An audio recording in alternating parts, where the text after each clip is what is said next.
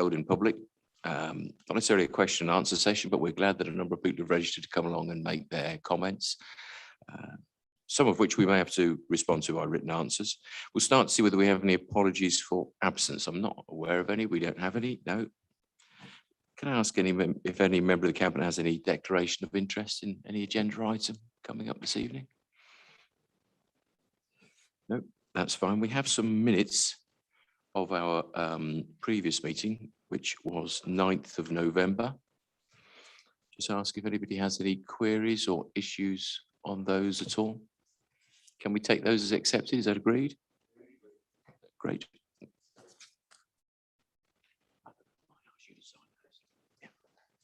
Thank you. I have no particular chair's announcements, not aware of any urgent business. So we'll move on to our first report, which is the corporate plan performance report.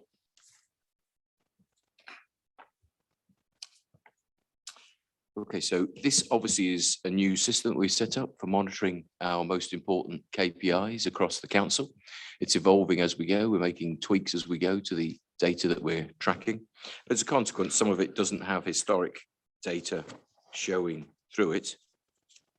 What we thought we'd just do is quickly flick through, quickly flick through and refer to each of the areas. The first one, clean and green, this mainly falls to Councillor Larratt's to Phil. Phil, did you want to comment on any of the aspects under clean and green? On the performance report, the one you got there, did you want to comment on any of the clean and green and clean?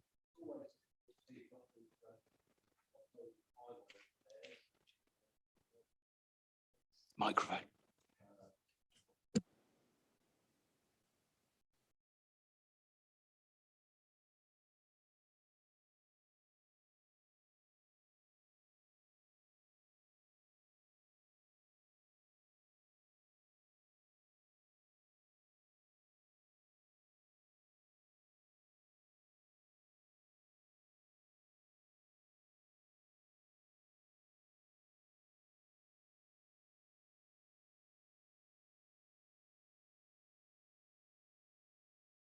Sorry, Phil, just a quick prompt to put your microphone on. Sorry, Thanks. sorry, I'm not on the mic. Yeah, there are fewer outstanding repairs at the end of September than there were in June, so we're going in the right direction. But as I say, it is very hard to keep up with those, and we're doing our best and embracing new technology with road repair kit. So hopefully we can make some inroads. But we still have issues that we need to address going forward, and we are working on the recovery plan to see how we can get highways and highways repairs back on track. There is one very disappointing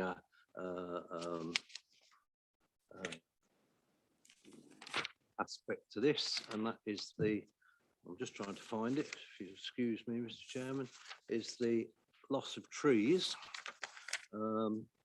We've actually had a net loss of 140 trees on WNC land during the quarter, which is very worrying.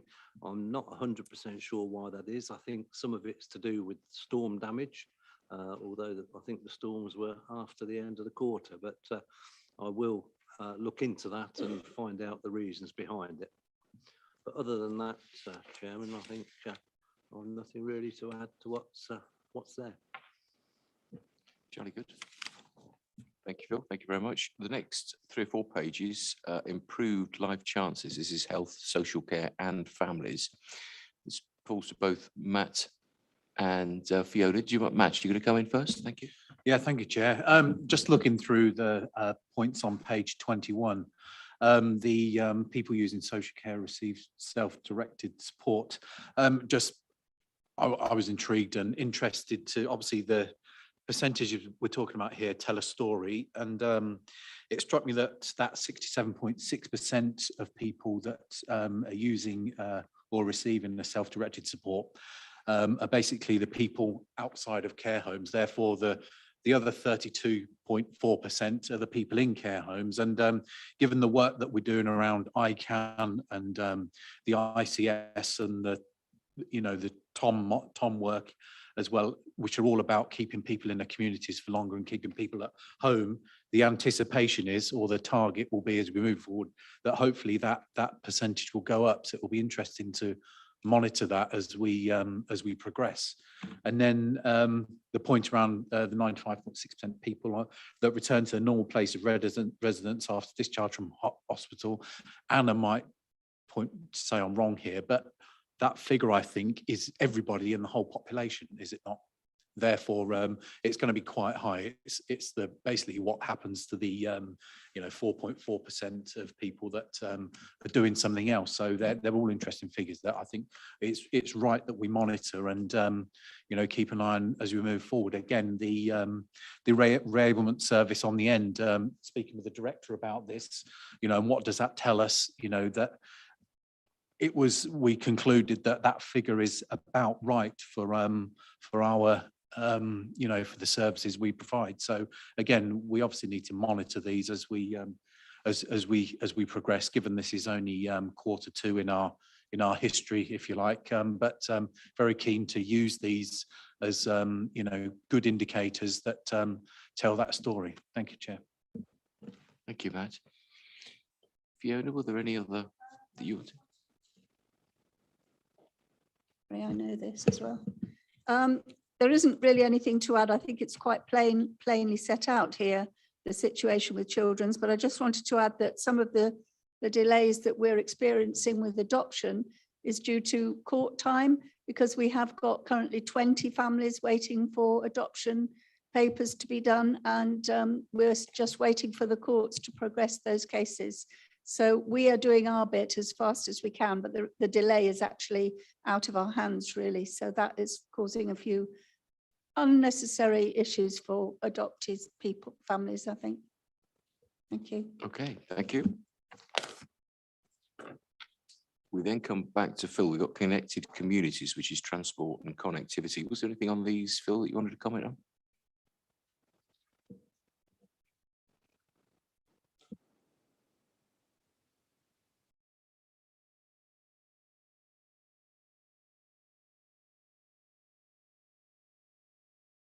Just prompt you to put your mic Sorry, on. my Thanks. mistake. Yeah, I think electric charging points, we've seen an increase there, which is to be welcome. I think that there's now quite a significant number around West Northamptonshire, albeit some of them are not in our ownership. But I am very aware that rural areas are seeking charging points in the market towns and villages, and I will be discussing that to see how we can progress that in the near future, Chair. Jolly good. Thank you.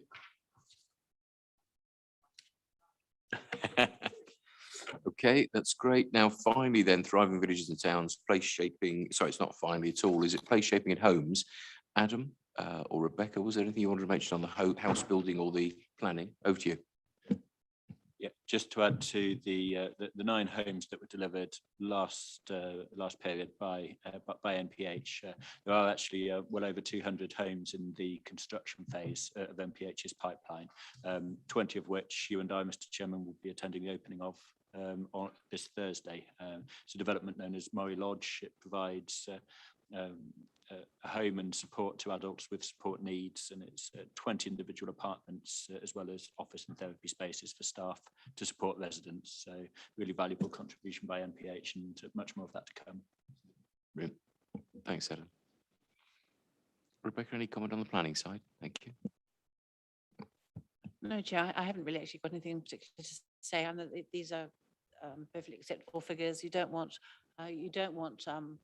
to have a high figure in the planning appeals that have been successful, because that's a appeal against the authority. So, but equally you don't want to have it really low, because that would show that, that they're being too permissive. So this is about right. So there's nothing in particular further to add. Thank you. Okay, thank you. That's great. Lizzie, the growth and prosperity, comments on that, please? Just very briefly, looking at the apprentices employment in WNC, pleased to see that figure. I guess going forward, I'd like to see the number of apprentices in all the companies in WNC in the future. So I'll be asking for that one to be put on the list.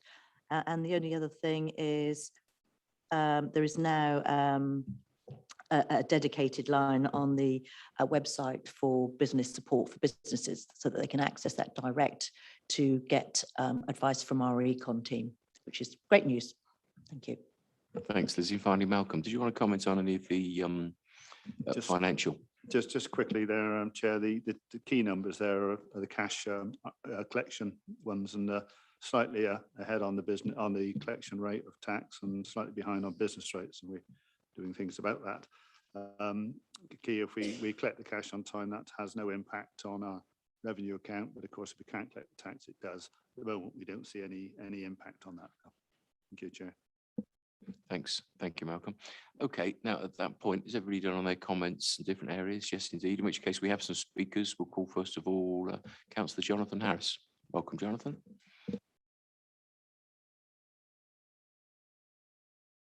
Thank you, Chair. Evening, everyone. You'll be pleased to know I'm not going to comment on all of the performance indicators. I hope that's a relief. Just a couple of areas specifically. Councillor Larrick highlighted the backward number in tree planting, which clearly is not a good position to be in. It's a general comment specifically about trees overall. I'm aware that there's a working group working on this.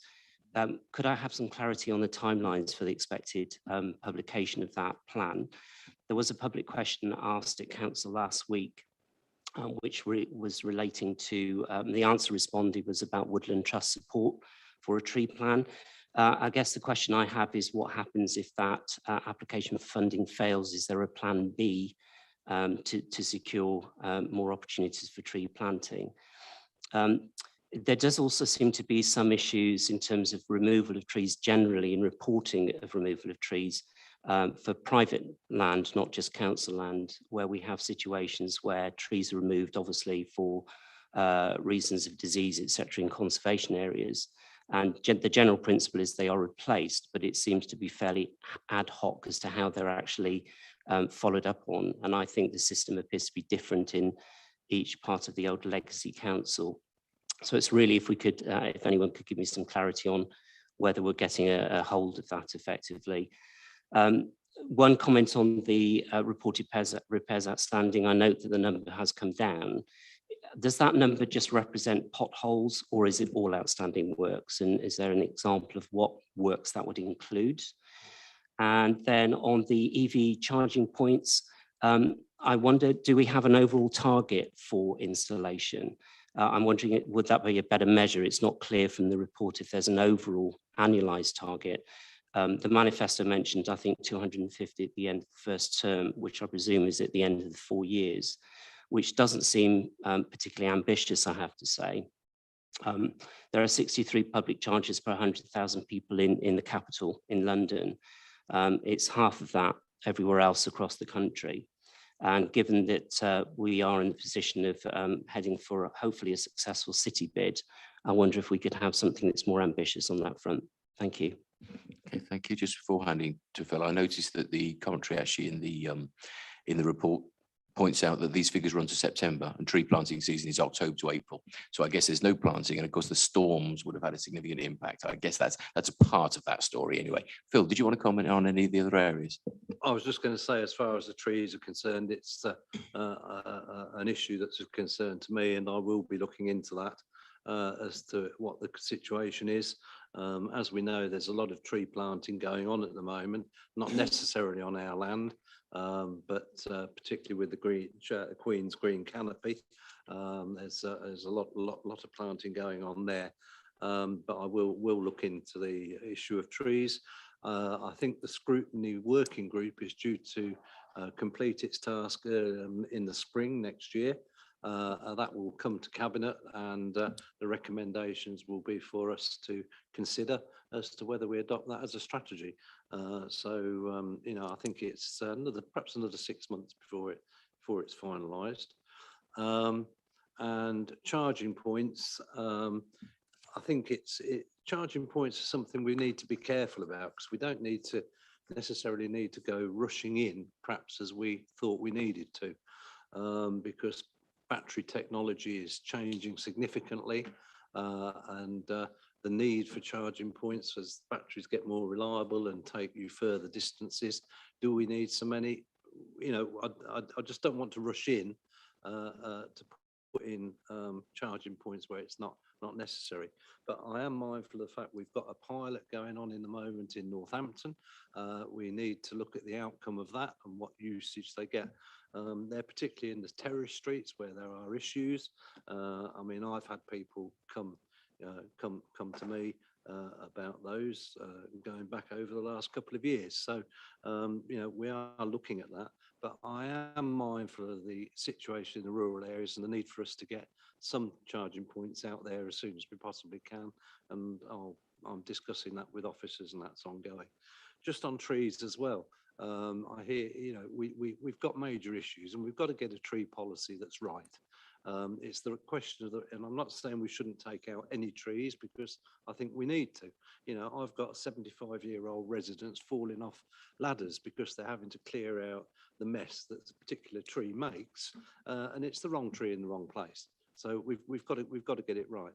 And in my former ward in Northampton, we've actually had people taking matters into their own hands.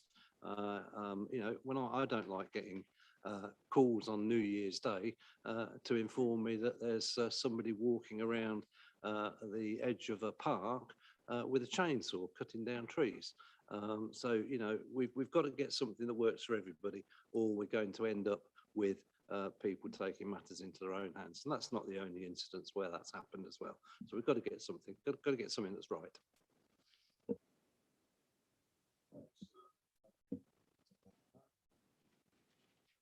Just one, if Please. that's all right, Chair. In relation to the Woodland Trust and funding, I think there's a number of organisations and a number of grants out there that we continue to look at. So again, we've obviously got a good working relationship with Woodland Trust. We continue to work positively with those. But again, there are other organisations and other opportunities. And I think that is the much wider strategy of looking at trees and how they fit into our climate change strategy, how we use our assets more generally, and not just looking at urban trees, but rural trees, and looking at where planning can engage more in terms of the biodiversity offsetting, etc., to make sure we maximise all of those opportunities, but we do it in a strategic manner. Thank you. Just one further point, we've got to make sure that trees are planted through the planning process, and particularly with regard to HS2, are sustained. You know, we know trees get planted and die off. We've got to ensure, and I think this is, if we manage to get an HS2 marshal, that part of their responsibility will be looking at trees to make sure that the trees that are planted continue to grow. And if they don't, then HS2 are responsible for planting more. So we need to keep track of to ensure things like that are done. Thank Okay. you. Thank you. Thank you very much indeed. We have further speakers. Councillor Danielle Stone was going to speak on this. Now we've got a list of questions that you sent through. We've pinged those round, Danielle. They might be able to answer those, and those we can't, we'll come back to you on. Was there any further points you wanted to make? Well, there is, if you don't mind, Chair. I sent the questions round because I want to ask questions under 3 items, and I thought it might be helpful to the portfolios. But I wanted to say something about, and first of all, let me thank you for the report. I know it must be a lot of work for the officers, but it is terribly useful for the members, so thank you for that. Improved life chances. One of the things that I'm really bothered about, and I'm sure everybody is life expectancy. Life expectancy plateaued nationally for quite a long time, and I'm sure the director will tell me if I'm wrong, but has started going down, particularly for some groups. So what we've got in West Northants is a big discrepancy between life expectancy of different groups, and it can be as much as 10 years.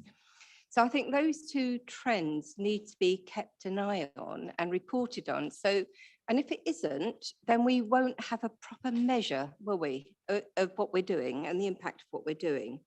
So that was something I wanted to raise. And then there are other things. The 45-day assessment that's talked about, I understand why it takes 45 days. It's a very complex thing to do. So the question there is, does it include contextual safeguarding? Because for a very long time, assessments have not included contextual safeguarding. And that's been a big worry for practitioners, members, and the police. So I just wanted to check that contextual safeguarding is a part of that 45-day assessment. When we step down cases, I'm worried about that. I'm worried about how we monitor the health of those children and those families when they've been stepped down, because stepping down should be a process, not an act, in my view. And I'm concerned about re-referral. So re-referral rate seems pretty high to me. Again, I'll take advice about that. But the questions there are, why does it happen? And is it because preventative services are no longer there? And I'm also curious about who is it that's making referrals? Is it the schools? Is it neighbours? Is it the police? Are we keeping a track on, I'm sure we are, of who is making referrals and how efficient and effective and correct that is? Because I know for a long time we were inundated with inappropriate referrals. So I'm just wondering how all of that is going. The other thing I'm really curious about, and I've been curious about for years, is whether there's research being done on personal care budgets and how effective that is. Because I think there's lots of issues around personal care budgets. And the other thing is, when we receive information, I think it's always wise to benchmark it against our statistical neighbours, so that we can, it's not just what's going on here, is it? It's how we're doing globally. So those were the improved life chances questions I had. And then the other one, under economic development. When I was a borough councillor, I knew that we had 74 apprenticeships, which was extraordinary, actually. So now we're WNC, and we have 74 apprenticeships. So I just wonder if they're the same people or whether this is a different 74. And if that 74 includes people who were not our employees, but people, young people, care leavers, who are they? Who are we bringing into our apprenticeships? And do we have an apprenticeship strategy that includes care leavers? And I'm just wondering if WNC is running its own Kickstart programme. In terms of resource management, I think it'd be really useful to have vacancy figures as well as all the other figures we've been given, because we're all aware of the additional pressures on staff caused by vacancies. Daniel, I'm just and going to all ask of you to that. draw your comments to a close. If you would, Okay, please. just one last question. Something I'm also very curious about. I just want to know if home working is leading to a loss of immunity, because I'm a teacher.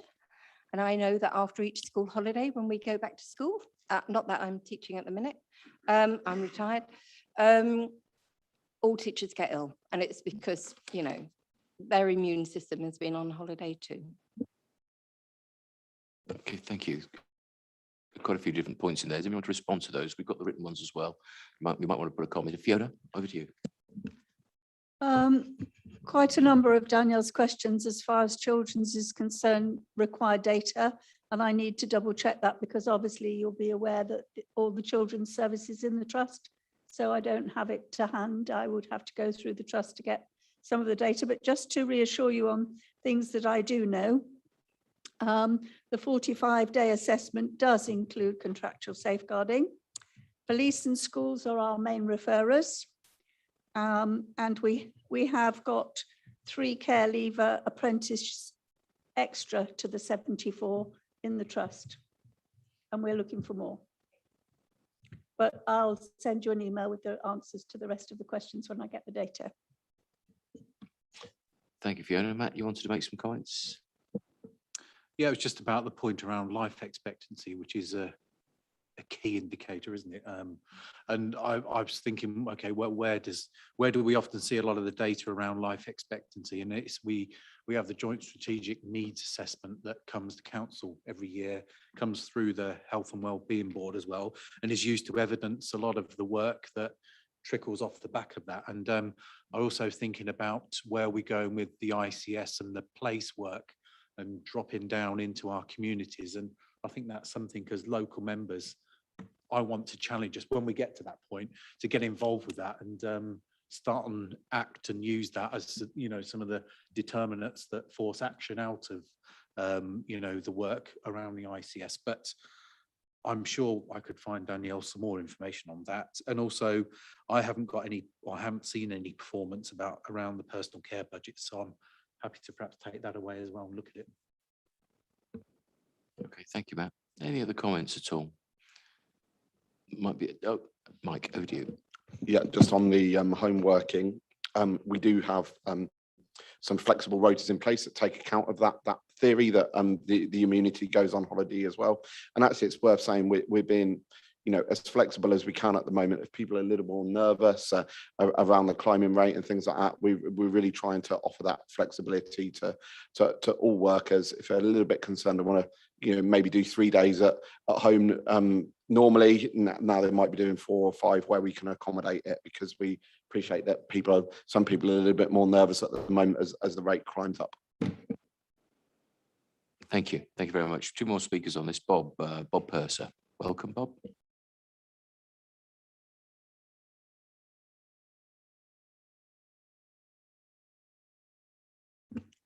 Good evening, Chair and everyone. I've got 3 points. First one on housing. I was pleased to hear that there are 200 units in construction, because 9 social units seems a very small number, especially when 26 units were sold through Right to Buy. So that leaves us a net figure of -17. And we have a planning document suggesting there are 1,400 newly forming households each year who are requiring affordable rented accommodation. So there is huge need there, and we need to make sure that right through the system, those needs are built in. So that's the first question I've got. The second question is just about the putting down cables for gigabit. And I know that in some places it's being done by overhead wires, but where they're doing it along the streets in my ward, they've gone down like Tom and Jerry, throwing paving slabs hither and thither, and then replacing it by tarmac. And it really is very poor in terms of what it's doing to our Victorian streets. And so I hope that the local authority can plan ahead so that that doesn't happen anymore, because it really destroys the look of our streets. I do want to thank Councillor Larratt for his swift action in my ward, because that certainly put a stop to it, but it seems to me it is a matter of concern. Let's do that. The third question is about clean and green streets. And whatever our indicators are, I think we've got huge problems with keeping our city streets clean and tidy. We've got huge problems still with fly tipping. And I don't think it's a matter of councillors or anyone else reporting stuff faster, or the vans going round quicker, picking stuff up. We've got to have I think we've got perverse incentives at work. And it seems to me there's also criminality at work.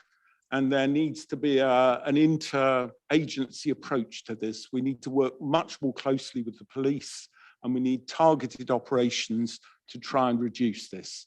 And I was wondering whether there are plans for interagency plans to manage that, or a different way of dealing with it, because we're not winning at the moment.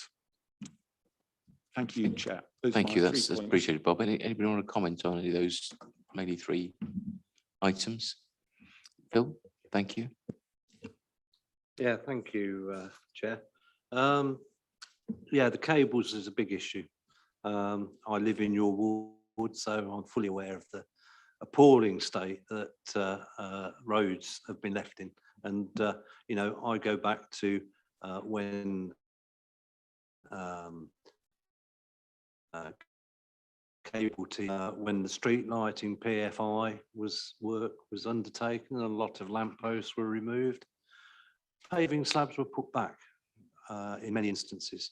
And to me, the state that Collingwood Road and Birchfield Road in particular has been left in is totally unacceptable. The work is currently suspended in that area and they're working elsewhere in the town. But I have asked for a meeting to go and have a look at it and to discuss how we're going to overcome the situation. So definitely on the case on that one. I agree that there are certain areas that are particularly difficult to keep clean and tidy, and there are difficult areas. And I'm not aware of any interagency work that's proposed. I don't know if Stuart does, but if not, we can certainly look into that and get back to you. But one of the key issues that I see is the need for CCTV in order to catch the perpetrators of fly tipping. And hopefully that is coming as we speak. So that is being put in hand. So, but I do agree in certain areas, we certainly have significant problems with keeping the areas clean and tidy. Stuart, I don't know if you want to. If you want to, Stuart, please, yeah. Thank you. Just to assure Councillor Purser that we are looking at the data, the evidence that sits behind all of this. Indeed, we're looking at bringing together all of the information we've got within our communities and making sure it is shared across all of our public sector organisations, and that includes working with police in looking at what issues are and making sure we target on that. And we do that through the partnership working. And again, we're starting to look at how we can increase that as we move forward. So not necessarily clear plans yet, but certainly work and the sharing of information to see, as Phil said, with the introduction of CCTV, etc., and other educational elements around that, we're hoping that it will improve. Thank you, Stuart. And finally, I think a quick comment from Adam on the housing side. Yeah, just to add a couple more numbers to hopefully calm Councillor Purser's anxiety over the housing stock. In addition to the 200 or so homes that are in the construction phase, we have a further additional 215 homes in pre-construction and a further 41 units at the planning stage. That's in addition to a quite considerable further pipeline beyond that via NPH. So fully endorse his views on the need for social housing and affordable housing. It will happen. Construction industry is not in the best place at the moment to deliver as quickly as we would like it to, but yeah, the homes are coming. Jolly good. Thank you, Bob. Thank you, Adam. One last speaker on this, which is Councillor Dennis Meredith. Welcome, Dennis.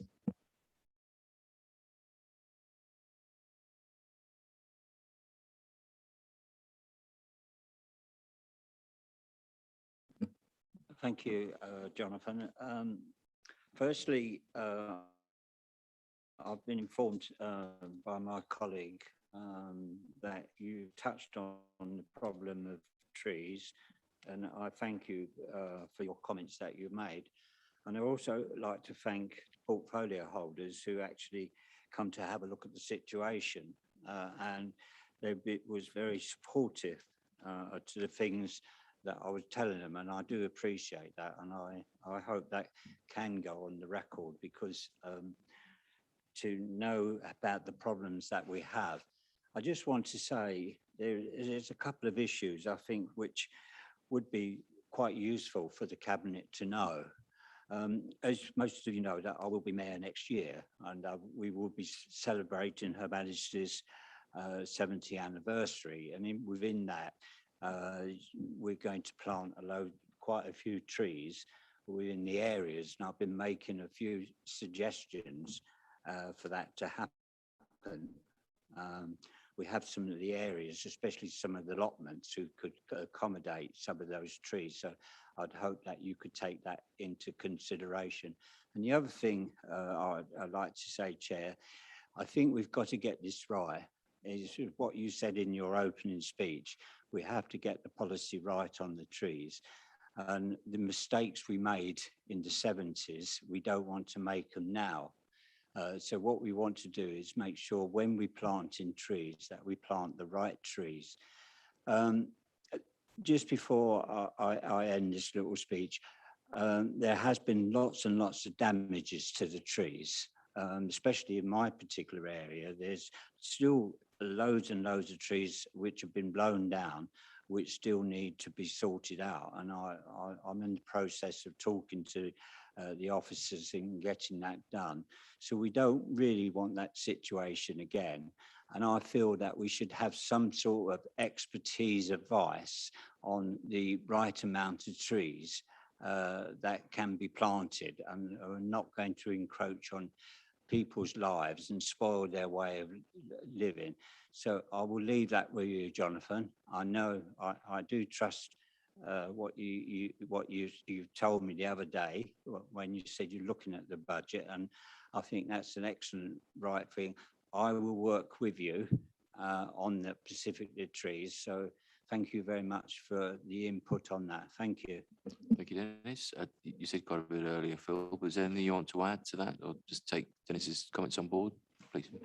Yeah, thank you, Chair. Can I just say to Dennis, I welcome the planting that is looking to undertake next year. That's absolutely brilliant. And perhaps you can let me know more about that as the plans evolve. Yes, there were mistakes in the past. I think we fully recognise that. We certainly haven't got the right trees in the right place. In fact, there's a lot of wrong trees in the wrong place. And hopefully the tree policy that is currently being developed by scrutiny will enable us to address those. But we're going to have to find, it's going to have a cost, and we're going to have to deal with that as and when. And I want to see street trees that are knocked down in Toaster, Brackley, Davenport, Northampton, that are removed. I'd like to see them replaced, and I'd like to see a rolling programme to how we can work with the street tree people in order to get those done. And when I see trees ripped out and the stump remains there for 3 or 4 years, that's not acceptable, and we need to really get a grip of that. The damage, with regard to the damage that was done, yes, it does appear to be taking a long time, but I do have a meeting with Chris Carvell tomorrow in order to discuss how that is progressing. But I understand he's working with the contractors to get around to it.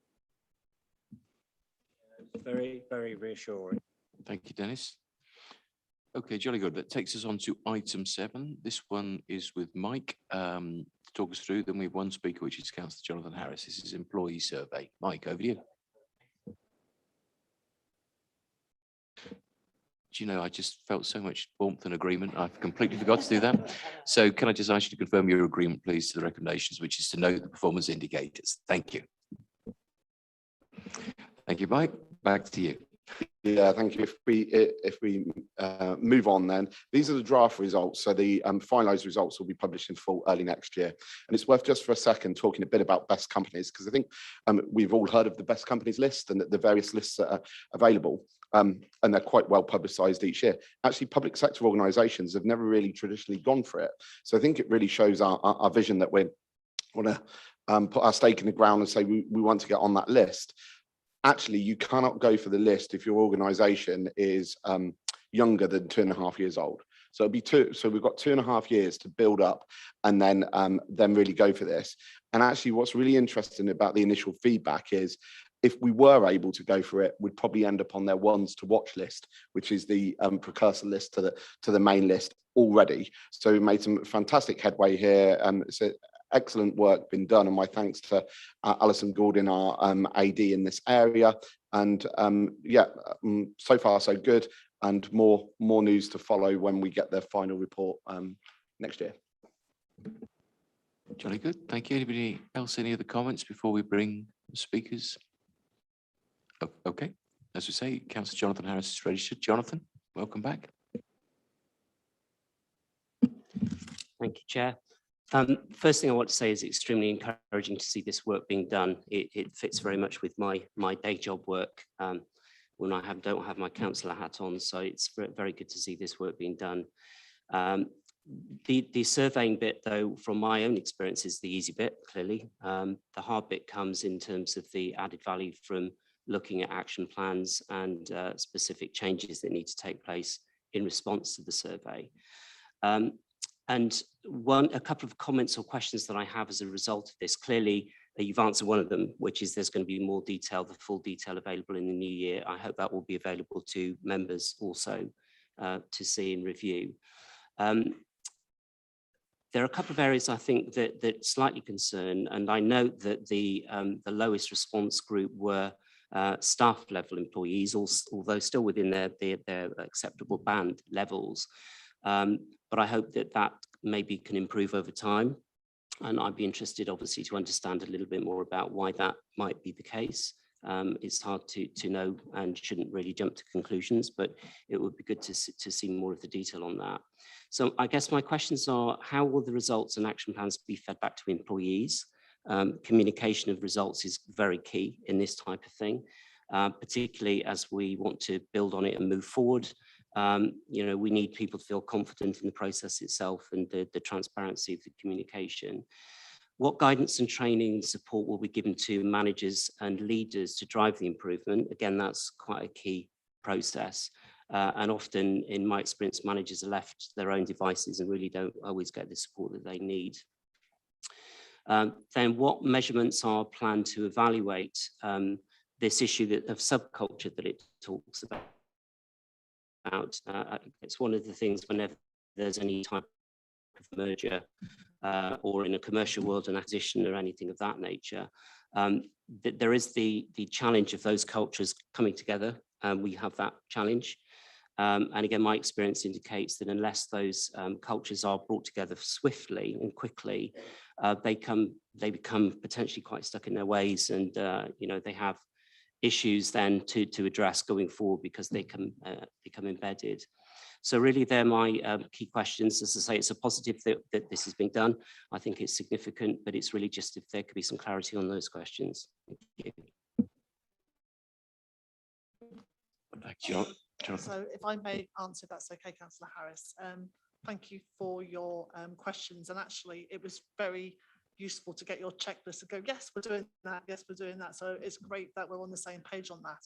I think in terms of this report that we've written, obviously it's Alison from HR as well, whose work it has been, is that's why we've put together this draft people strategy, because in a way that's to really look at our full long-term plan in terms of making ourselves an employer of choice and all the elements. In terms of feedback, we've actually been working with the transformation team, and I know Jane's going to be talking about the transformation pipeline as one of the next items, and her team has been working very much with HR and the other enablers, so ICT and others, and we're doing some bespoke work with each AD and each service area. There's already a lot of work being done around actually supporting each of the directorates in terms of their change things. Some areas have got very different subcultures, but very encouragingly, if I look at some of the areas where there's been some really excellent management practice, so staff engagement, focus groups, working arrangements, there's some really, really positive results. So we are looking at the different elements and putting like tailored approaches to it. In terms of measuring, we have got all the arrangements in place through the best companies to do internal tests and monitoring assessment, so we can actually repeat the whole thing again next year if we wanted to internally and look at that. Previous to this as well, we did pulse surveys, so we did one in July time and one in September time, and again that gave us some insights. But the other thing that we're doing is open sessions with staff, so staff can actually air those issues and we can really get to the bottom of it as well. So we're doing a bottom up and a top down as well as bespoke stuff. And then the other thing around your comms message is the fact that we're also looking about how can we improve ways of contacting people who don't have an email account. So some of our people who work in depots and care homes, and what can we do to improve that? So again, you know, giving the assurance, that's what we're doing, and that we're tying into the people strategy. And just to add on, Leader, in terms of details to members in future, of course, that's going to be, we're going to be really open and transparent about this. It's part of our whole wider communication strategy.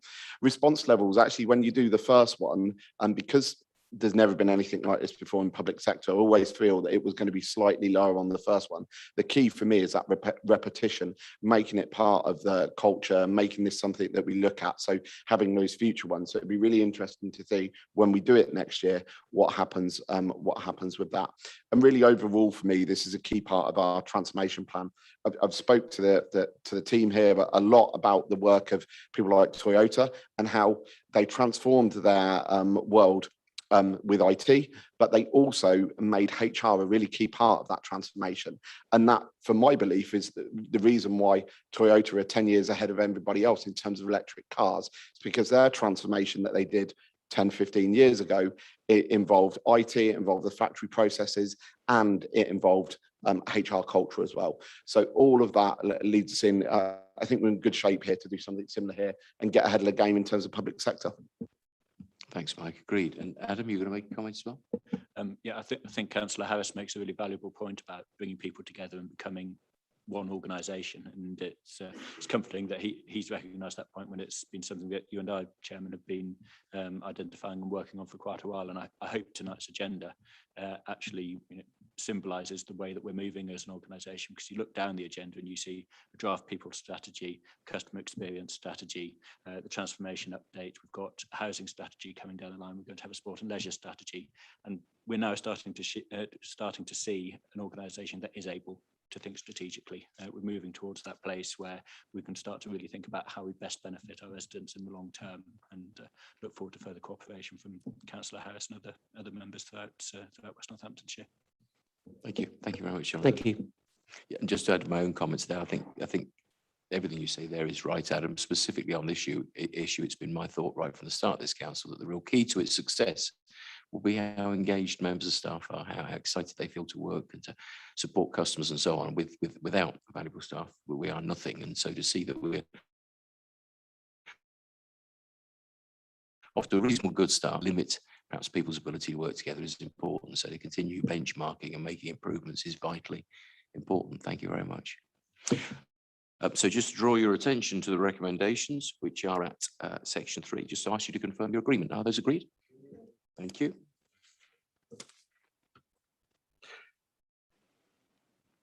Which takes us on to item 8, that's blueprint change, and that's with Matt. Matt, over to you. Thank you, Leader. Before I start this item, I just want to make a point of recognising the work the current Director of Public Health has done and contributed to not only West Northamptonshire, the whole of Northamptonshire, and pay tribute to the work that Lucy's done, because I think our response, particularly through COVID as a county and as a continued through West and North, has been exemplary. And I just want to thank Lucy for that and make sure that gets recognised as we talk about changing things as we move forward. Thank you. Thank you. So we're talking about this now because we're asking members to agree a change to the original blueprint that was agreed by the previous shadow authority, which had put in place a shared Director of Public Health across both councils, working with the ICS. And the change is that we now have our own one Director of Public Health for the West and one work in the North in conjunction with the ICS. So we're seeking agreement that we create this dedicated statutory chief officer role of our own Director of Public Health for West Northampton, funded through the public health grants. We also seek an agreement to begin the process overseen by the Senior Appointments Committee and the Chief Executive in conjunction, and this has to be approved finally by the Department of Health and Social Care and the Office for Health Improvement and Disparities, which is, I think, the new language for Public Health England. So, as I've already mentioned, the importance of the Director of Public Health has been huge, especially through COVID. And again, I pay tribute to the work Lucy's done through that. But moving forward, the DPH will have a key role as we roll out with the ICS. And we've talked about the issues already, the point Danielle made around working in our communities and focusing right down into issues that matter to us in the West. And to me, the opportunity is to do that, is to focus right into the needs, the issues, the determinants of health in our communities. And I think this can still happen while linking up strategically back through into the ICS. It mentions that section 1.10 in report the difference in localities and the requirement of different responses and alliances within our communities and the two places in west and north, and recognises that change with the ICS coming along on the two footprints of the unitary councils. So following discussions with our colleagues in the north, we've agreed that we make this amendment to the blueprint to change from the 1st of April next year and appoint our own Director of Public Health. The 4 briefly, these are: 1, to agree the blueprint be amended from 31st of March 22 to include a separate Director of Public Health for North and West Northamptonshire Council. 2, to note the funding for the role will come from public health, the Public Health Grant. 3, to note the Senior Appointment Committee and the Chief Exec to make necessary recruitment procedures in line with the Department of Health and Social Care. And 4, to note, I think the report, it sets out quite well. It goes on to highlight further the background and talks about the outline of the statutory role of the Director of Public Health and roles within the function of the blueprint, which are all set out in the report. Section 6 outlines the consideration given to the options around that were available to us. There were 3 considered. 1, maintain a single DPH, talks about the advantages, potential disadvantages of that. 2, putting into 2 new assistant DPHs reporting to a North and West single DPH, and 3, creating a DPH role in each council. So this part also talks about both new councils, the intention to develop strategies to focus on population and early intervention, the principles around population health management with targeted local delivery. Also talks about the need to join up the people and place commissioning services to address specific local health inequalities, and it also talks about the ICS that recognises there'll be clear defined places, which are North Northampton, West Northampton, their own health and wellbeing board strategies, which understand the focus and need at place and community level. And I think these are all good reasons why we should go along with the recommendations today. I have to mention that the current post holder, as it says in the report, has been consulted throughout this process. And finally, the final paragraph, section 7.16, the community impact, states that this proposal is likely to result in greater focus on the communities and needs of West Northampton residents. This will be realised by having more dedicated resource and capability working alongside the other services and directors to deliver our corporate priority of maximising people's life chances. And I think therein lies the compelling reason why we should agree to the recommendations. Thank you, Chair. Okay, thank you, Matt. We have one speaker on this item, which is Councillor Dennis Meredith. Oh, Dennis looks a bit surprised. Were you expecting to speak on this, Dennis?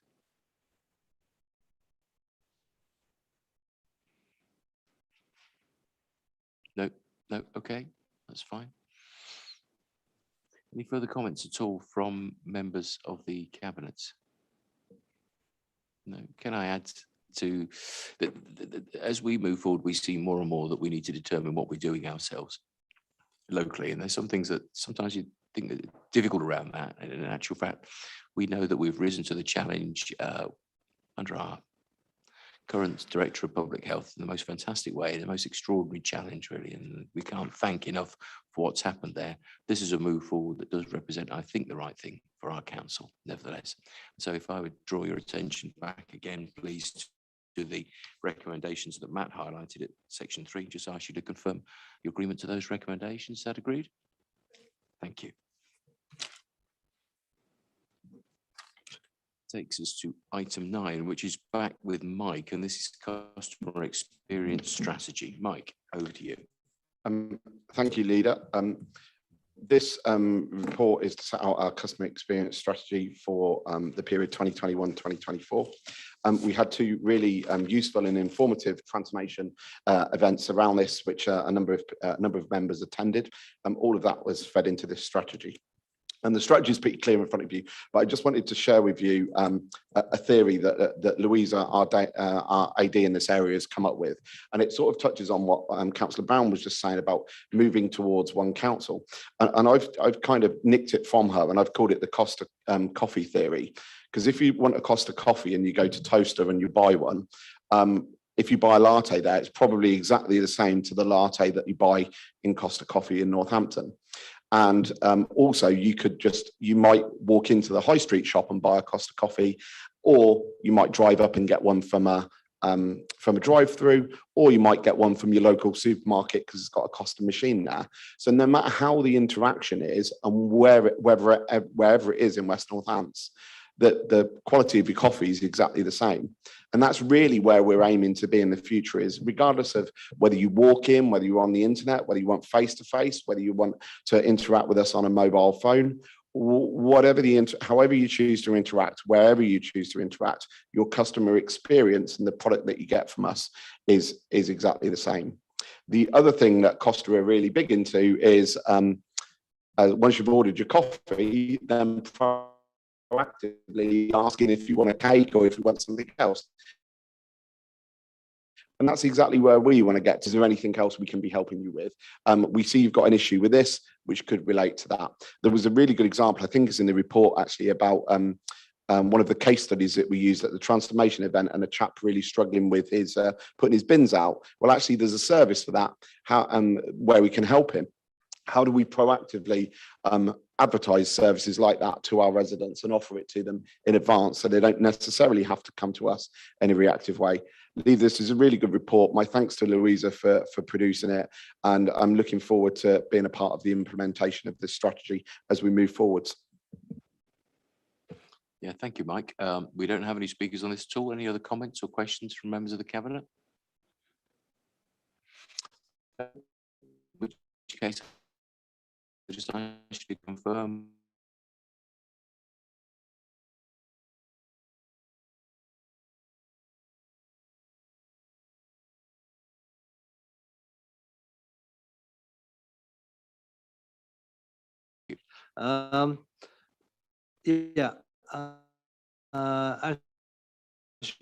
Review of the bus lane enforcement, and particularly the camera where it was so located by the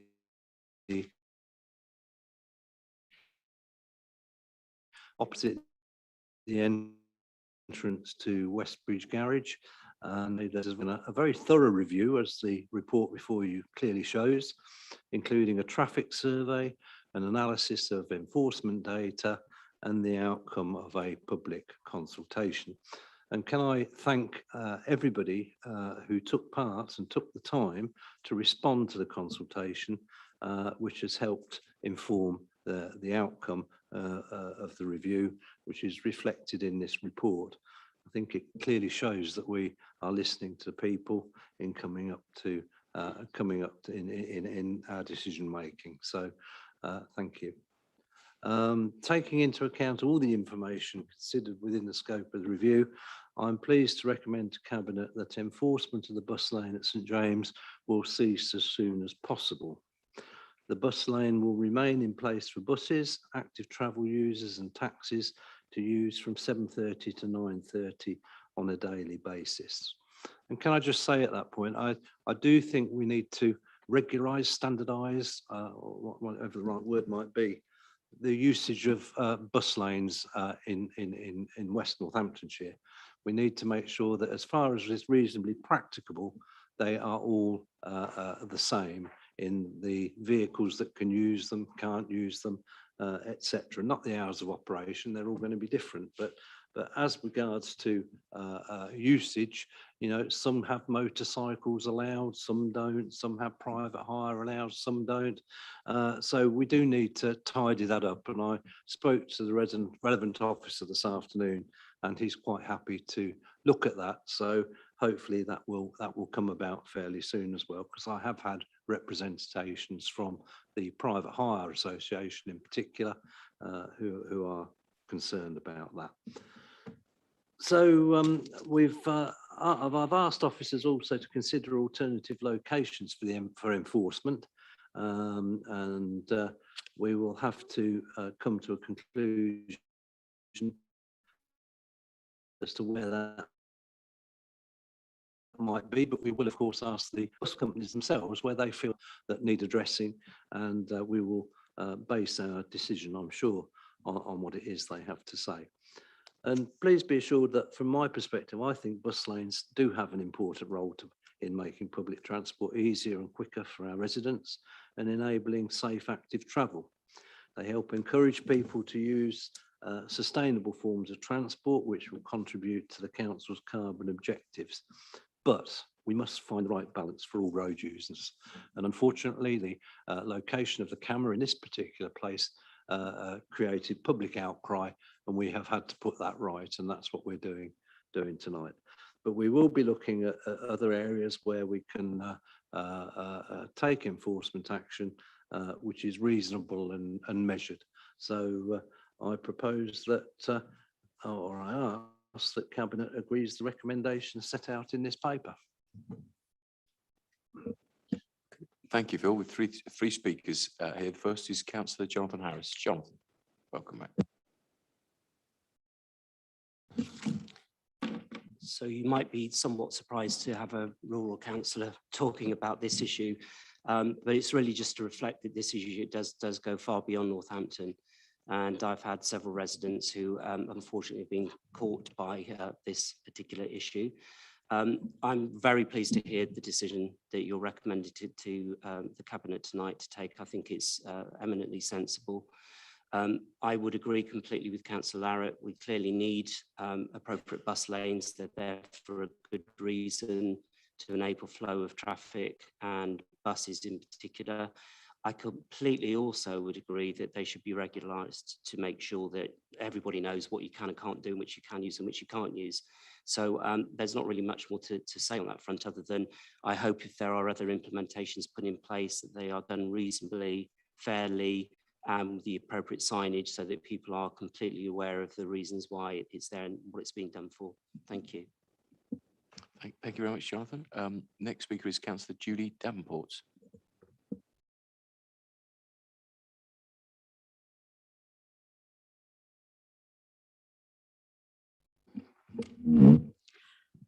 Obviously, I support this item. Now, last week I was saying about legality, and I was sent some information. I've still got issues with that because there's no emails, correspondence, minutes between the officer and the Cabinet member who were delegated.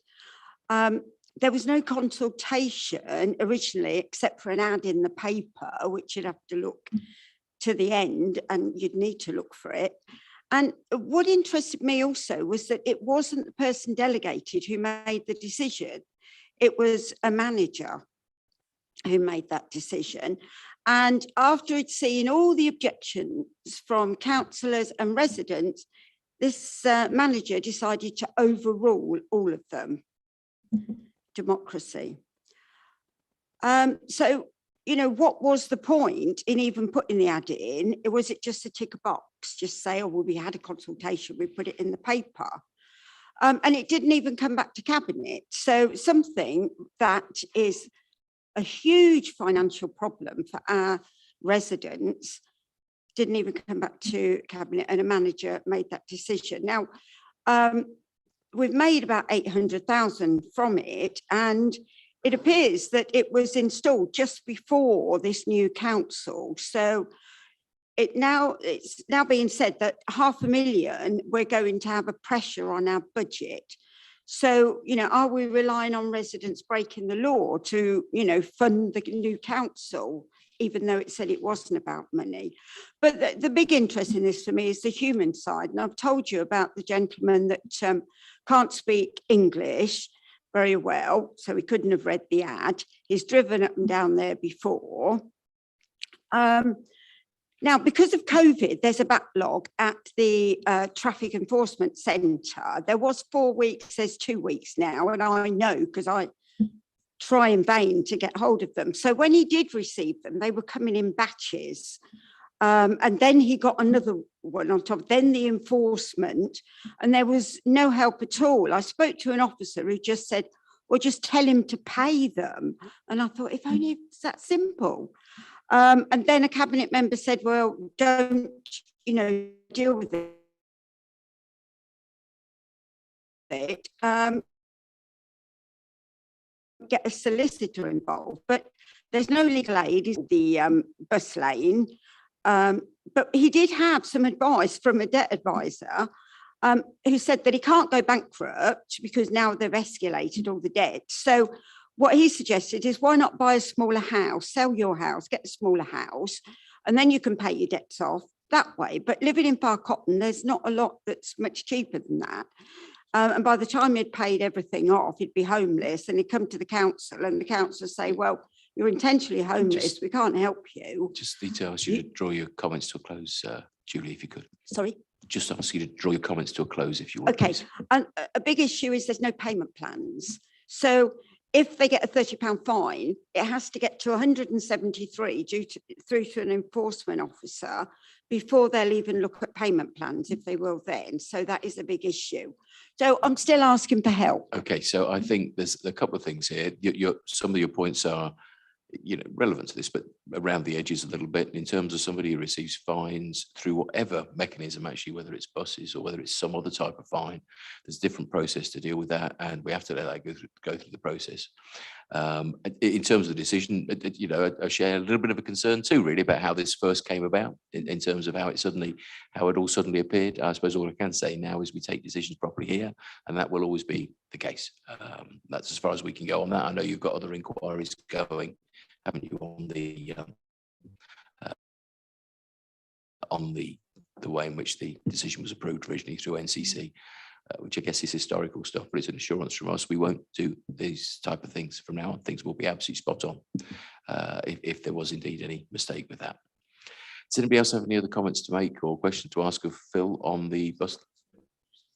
No, in fact, one of our speakers has disappeared, so it's all fine. It's all fine. We're done on speakers. Sorry, I was expecting another speaker. Yeah. No, that's it. Over to you, Phil. So yeah, can I just say that this bus lane may well be in Northampton, and the camera may well be in Northampton, but the people it affects are spread far and wide, as Jonathan said. I've had issues raised with me from people all over West Northamptonshire regarding this particular camera and beyond, I have to say. So yes, it has affected everybody, and it is, as I say, something we're putting right. And I hear what the councillor says about signage, and we'll certainly take that into account in moving forward. I hear what Councillor Davenport says. I can't comment on a decision of the previous council. The decision to install the camera and the enforcement process was all signed off through the county council at the time, and it wouldn't be right for me to comment on that, and I won't. So that's another matter. And please be assured, we do not rely on people breaking the law in accordance to balance the books of this council. But it's going to affect the budget. I know that there is a financial implication, yes, but it's not something we haven't been able to overcome. Please don't think that we budget, particularly for targets for traffic wardens and things like that. If people break the law, we enforce, simple as. This one was a bit different in that it set people up to fail, and that will never happen again on my watch, I can tell you that much. So there is the human side to this. I'm not going to get into individual cases. And I think, we hear a lot about this bus lane, but you've got to remember as well that the drapery is also enforced by cameras, and those cameras are taking as much in fines as the one in St James. And I have to say that I'm not getting any correspondence from anybody about the issues of fines in the drapery. Yeah. I think people recognise that that's fair and equitable. What happened there in St James perhaps isn't, but let's put it behind us. Let's move on and be fair and equitable in where we okay, cameras going forward. I hear what you say about payment plans. I'm not going to talk about an individual case, but I do think we need to think about the human side when it comes to people ending up with huge debts and how we actually manage that. So we will look into that. But can we help this man? I can't talk about an That's a individual separate line case. to follow up, isn't it? But who I'm do I sure, go I'm sure to? Stuart's listening, and Stuart will probably contact you about that and see what we can be done. Thank you. Thank you. Thanks, Phil. If there's no further points on this, you'll see the recommendations as always at section 3. Can I ask you to confirm your agreement to the recommendations, please? Agreed. To the transformation update, and just to highlight a few points from this, the report itself is fairly self-explanatory, but our monthly transformation boards are active. They report through to the executive leadership team. We've got joint governance processes in place with Northamptonshire on the projects that are shared. So there's a lot of activity. Transformation was a key part of our star chamber processes, which is the process that each department comes into. Put forward evidence for its budget and the savings that it can create. You'll see on page 145 that there is a summary of where these projects are taking place.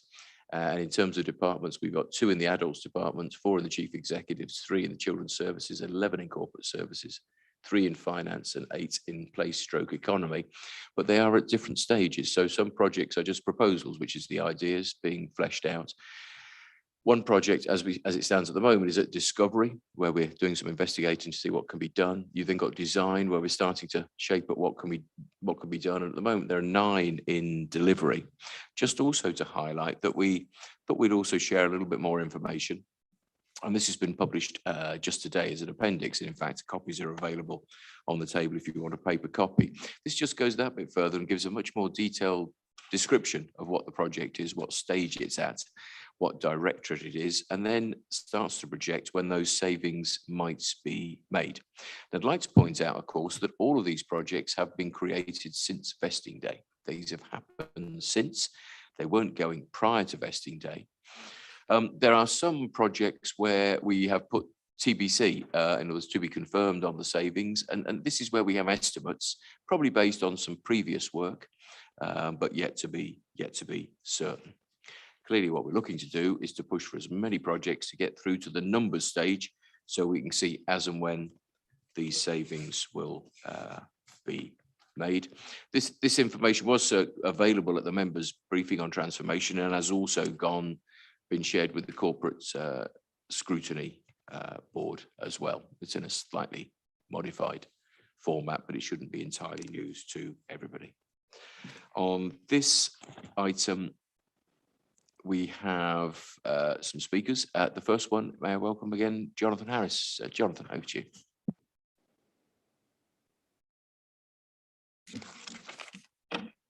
Thank you, Chair. First thing I'd like to mention is just a plea, really, linked to transformation. It's a sort of a curve away from this particular report, but it is linked, which is please, in transformation processes, can we make sure we don't digitize everything? It's a bit of a broken record, you'll hear from me. You will have heard the reference recently regarding information on bin collections, and no phone number at all on that particular document. I know that links to one of the council suppliers predominantly, but really in transformation, I think it's important that we make sure that we don't just lose sight of that. And I know that obviously digitizing and web-based activity is going to be streamlining things and making access easier for a lot of people, but there will be people that will be left out of that and disadvantaged. That's just a plea, really. A question I have is in regards to, I guess, to the other items from earlier on this evening relating to cultural transformation, because obviously Councillor Brown mentioned several of the items tonight are very closely linked together. So I think item 7 and item 9, it would be interesting to know how the cultural transformation is being linked into this. I'm not sure we've covered that or answered that fully yet. And a point really just on the points that Councillor Hannah made earlier on linked to this, Costa, other good coffee shops are available. I think it's worth mentioning. They rely very heavily on a personal interaction right from the start. And actually, if the coffee is good, it can be soured by the interaction. And I think we shouldn't forget that, it's not just about the product itself. The interaction is very important. I recently had to report some uncollected bins for some people in my ward, which I did through the telephone system. And I have to say, if you have a keypad phone, you're going to wear it out quite quickly with the amount of buttons that you have to press to get through to find the right place. I cannot fault the person at the end of the phone when I got there. That was excellent. And they did all of the things you described, which was offering extra services. Was there anything else that I needed? But to get there was quite a painful process. And I can envisage some people potentially giving up on that, just being stuck in the loop of press this and press that. Final point really in terms of transformation. Clearly part of the exercise is also about streamlining and cost savings. This is very useful, which I hadn't seen before, and that's probably my fault for not being available for the transformation briefing. But it's really a point about where do we see the net results of the cost savings for transformation. We've heard recently of the appointment or the forthcoming appointment of a new director of adults. And again, tonight, we're going to have our own public health director. I think it would be quite useful to be able to see something that summarises, other than probably in the finance report, the sort of net gains that we're getting through transformation versus additional costs that are maybe coming in through other lines. I'm not saying they're the wrong thing to do. I'm just saying it would be useful to see the balance of that. Thank you. Yeah, sure. In other words, are we keeping pace? Are we making one step forward, one step back? Yeah, we can put some additional work into that, of course. Mike, did I see that you wanted to come in and make a comment on what was being said there? Yes, please. Yeah. I feel like I'm almost answering questions on the last report, actually, rather than this one, because both of these are really heavily featured in the last report. So please go and have another read through, because the keypad phone entry, the way of engaging with the phone system, actually, that's all heavily mentioned in the last report, how we're changing that. That's going to be a priority. It's the cobbled together system of getting us to this point. So we know that's the phone system is almost our #1 priority. Secondly, there's a whole load of triangles. I love a good triangle in the last report about the digitisation strategy, and it really highlights the different sections of the triangle, highlight the importance. So absolutely, it's a don't digitise everything strategy. The way I describe it, people often describe it in the way that you do, which is a little bit as a negative, that people are left out. Actually, I don't see this as a negative. I see this as really positive for both sets of people. If you're digital, a young couple, say, just moved into their council house, probably wondering why they can't pay their council tax bill on one of these, but actually somebody else that's not on the internet would much prefer a face-to-face interaction. So our whole strategy is making sure that we're talking to the right people in the right way. And of course, a massive part of that is people that prefer a face time to do up the people that would prefer to engage in a digital way. So it's all in the last report, and I'm going to look forward to implementing some of these as part of the transformation programme. Yeah, thanks, Mike. Thanks for pointing that out. Because we have committed to maintain a face-to-face access, as was before at the four main towns, and that will continue. And I think it's a principle that we first came up with. The member principles was right tech, right time. In other words, as appropriate, but ensuring access to all. Yeah, thank you. Next speaker on this item actually is Councillor Danielle Stone. Danielle. Thank you very much. And thank you for this additional report. This is much more like what I want to see, to be honest with you, and that's what I wanted to talk about. In the last month or so, 6 weeks, maybe 2.5 years even, I feel a bit overwhelmed, to be honest with you, with the information I've been getting on transformation. This is clearly a really key part of our journey. And so I want to thank everybody who's produced all the reports and made all the information available. What I would like to suggest, though, is that it's time, 2.5 years on, that we kind of move away from a process-based view to an outcomes-based view of what we're doing.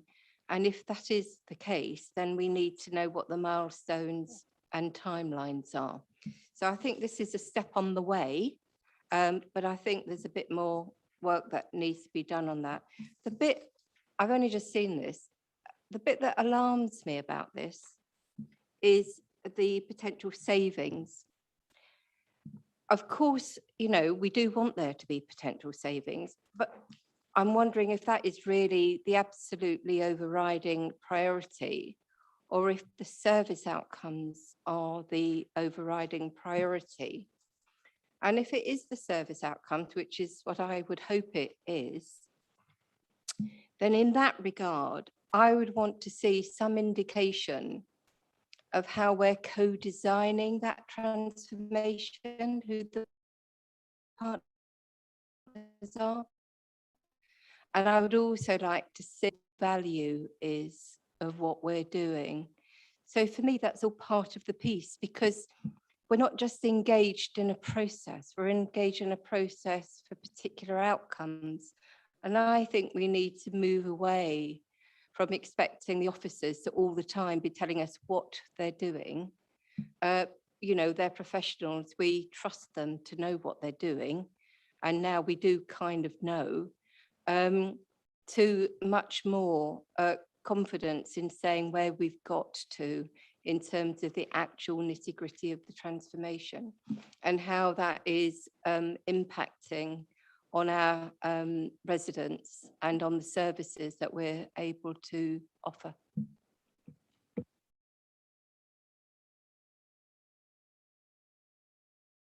Thank you. Do you know, and I think you're right. Of course, as this shapes up more and more, we look more and more at outcomes rather than just activity, don't we? I think that makes some sense there. I mean, a couple of things to draw your attention to. We are looking carefully at the non-financial benefits. So page 146, you have a model that talks about service insight, improvement, culture, staff satisfaction, and so on. So these things are important. I think we knew from the start that this council will only really be sustainable not by the relatively modest savings you make by pulling councils together, few chief executive salaries, that sort of thing. But actually the real sustainability comes through doing things better, but doing things more cost effectively. And where we have services that are more expensive than average, but not performing as well as average, is an opportunity to do both, to improve the quality and to reduce the cost. And a lot of work is going in to ensure that we get an outcomes focus, but also we get a customer focused result. So yeah, comfortable with everything you said. Thank you very much. At final councillor to speak is Councillor Bob Purser. Bob, welcome back. Is she? You are at one. That's great to hear. Fantastic. Okay, in which case, any further comments or questions from members of the Cabinet? No, in which case I'll just draw your attention to the recommendations, section 3. I ask you to confirm your agreement to the recommendations. Is that agreed? That's great. Thank you very much.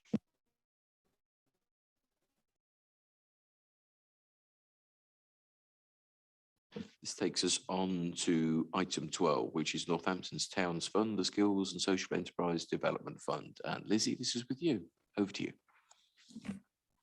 Okay, so this report requests approval of the business case for the Skills and Enterprise Development Fund project and to allow the funding of 500,000 to be drawn down from Northampton Towns Fund grant allocation. This is the third business case to come to Cabinet. I would like to refer you to page 220, 21 onwards, which details a very robust business case in this matter. Just a quick reminder, the Towns Fund. Okay. You hear that? Is that better? Yes. Yep. The Towns Fund is part of the government's plan for levelling up the UK economy. And this is all about driving a sustainable economic regeneration of our towns. And as we know, Northampton town is in desperate need of that. So the Towns Fund project is a HM Treasury compliant business case fund. And so all of the business cases go through that process. So that's a double whammy, if you like, in terms of justification. The Skills and Social Enterprise Development Fund project is the third, as I said before, and covers two main elements. Firstly, the establishment of a social enterprise hub in Northampton Town Centre, which would be the recognisable centre of the sector. And secondly, the establishment of a grants programme for the sector. So this will provide grants to social enterprises in the town, which will encourage them to take up vacant units in the centre. And as we know, there are quite a few of those. It will support the reuse of town centre retail, office premises, support access to businesses, provide marketing support, skills training for social entrepreneurs, IT and other specialised equipment required for business growth, for the development of the new offers and funding for marketing, etc. So in terms of this compliance, it is subject to a local assurance framework, which was approved by Cabinet in July of this year. In addition to that, the business case was independently assessed by Hatch Associates Limited plan with all of these projects within the town's fund. It was then subsequently approved by this Northampton Forward Oversight and last month. So we have another stage of compliance. Northampton has been accredited as a social enterprise town by Social Enterprise UK. This is very positive, and that offers an alternative non-profit driven model of business development. So it's all about making a real difference to communities in Northampton. And very important in the area of job creation, supporting vulnerable people, improving health and well-being, and promoting education and literacy and protecting the environment. Once funding is approved for the project, a grant management committee will be set up, and that will involve both West Northants Council representatives, etc. So £400,000 will be spent directly on the grants, and then another 100,000 will be used to support this initiative through leasing of business premises, etc. If we don't agree this funding tonight, which I can't see why we wouldn't agree, 500,000 myself, we will actually lose that funding. So I'm hoping that you're going to agree. And West Northants Council is not required to make any financial contribution.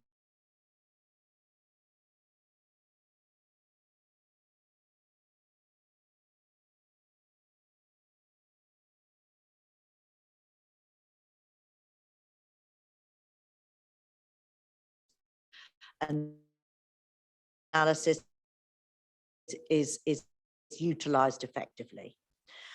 That's it from me. I think it's very positive. I'm sure you'll all agree, and I hope you'll endorse this drawdown of the funding. Thank you, Lizzie. That's very helpful. And as you say, this is not some money we then choose what to do with. It has been specifically awarded against this very particular purpose. There's no choice of the Danielle Stone. Thank you, Chair, and thank you for the report. I'm one of the 4 councillors for this area, so I cannot tell you how delighted I am that we're getting substantial money and investment. And I've been privy to the plans in development over the time of development. So I'm very familiar with what's being offered here. I'm a bit concerned about why the Heritage Park hasn't been listed with all the other things that are going to be done, because I'm sure it should be. So that was one of the things I wanted to draw your attention to. But there is another issue that I want to talk about. And that is one of these push me, pull you factors that I keep raising in council. This isn't going to work if we don't pay attention to what is really going on in the town centre and in the surrounding area. So in the town centre, we have got permitted development of thousands of student flats. We're just looking at more applications that have come in for 1-bedroom flats in the town centre. Now, I know we want to see residences, but do we really want to turn it into a student village? Do we? Is that part of the plan? I don't think it is. There has been approval given for 2 new casinos in the town centre in the last 18 months. Is that really how we see this plan fitting in? Do you think that's going to attract people into our town centre? It isn't. It's a huge disincentive to people coming in. Our town centre is full of charity shops, casinos, betting shops, and pawnbroker shops. Is that really the vision we have got for the town centre? If you go out, radiating out from the town centre, you come across streets that are absolutely piled high with fly tipping, with illegal parking. I'm going on a walkabout with Councillor Bowen on Thursday. I hope that's still on our date. And I'm going to show her where the brothels are, where the drug dealing happens, where the suspected illegal high-mos are. All of these things need to be tackled as well as this development, because otherwise it is not going to work. If people come in to the town centre from the Kettering Road, they'll turn around and go back out again. If they come down the Wellingborough Road, they'll turn around and go back out again, and so on. We have got to contextualise this by having clean streets that are clear of criminal activity. Thank you, and Danielle. no drug Your gangs time is up, loitering and around. I'm going to stop you quite promptly there. You know as well as I do the things we can do, and I don't like to see bookmakers and many of the types of things that you mentioned there as well. And I think for us to sit here and sort of somehow pretend our planning committee is silly or the rules are being ignored or whatever, we know what levers we can pull on planning with bookmakers and all these other things, and the things that we can't. We know that the only way of really influencing that, because our hands are tied, we cannot choose people we like and people we don't like. What we can do is create such demand in the town that the people we would see as being more attractive, the boutiques or the retailers, whatever it is we want to see. And we've probably got a fairly common view of that. We have to do that by making the town a more attractive place. What we can't do, your time is up. What we can't do is we can't just sit here and in a public meeting continue to run the town down using phrases which completely fly in the face of what we do have at our disposal. Northampton is a great place. We are working, and I would say working together. I'm so pleased that you are both working together, yourself and Lizzie, and you know, I think you and I have such a common view down here on what we need to do for the town. But it's not to take every opportunity in every public meeting to run the place down, or to pretend that planning laws allow us to choose who we do like and who we don't. I would suggest that we get Lizzie to answer the questions, and the offer is there from us in that town centre bit. That's your ward, and every other, we will work as hard as we can to make it a positive. Thank you. Danielle, I'll just answer a few of your questions. I have actually spoken to Stuart about this bylaw that you mentioned. Stuart wasn't particularly familiar with the area, but we've actually put it on our agenda for next week. Okay, so he was going to look into that. I know where you're coming from. And that alongside the permitted development of thousands of student flats concerns a lot of people. So all I'd say is it has to go through the process, and obviously we're coming into this from a compliance perspective, but Stuart, his team, Kevin, they're all very aware that we do not want it to be overrun with student accommodation in the town centre. Okay, so I think we're all on it. But it's about a phasing going through to where we need to be in terms of improving the demography, etc.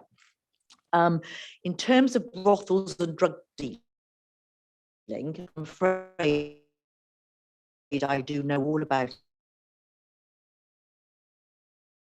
it because, you know, I've seen, so I know probably more brothels than you do actually.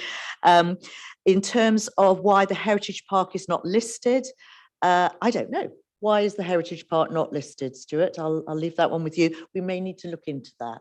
Okay, I understand where you're coming from, but we do need to kind of, as Jonathan said, it's phasing the whole thing for regen. It doesn't happen overnight. It'll take a number of years to move to where we need to be.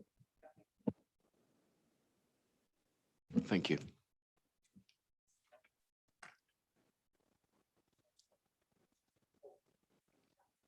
Can you say it in 15 seconds, Dennis?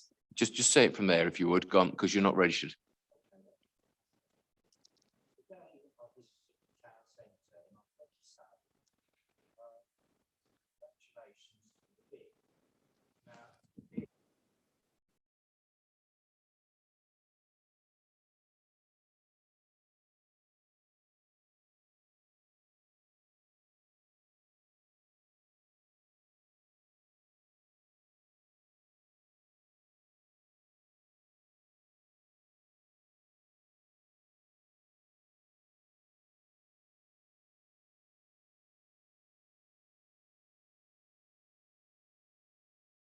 Brilliant. It is a great initiative, isn't it? But yeah.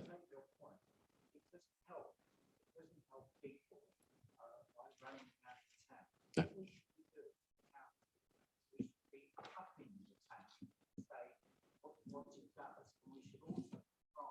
Yeah.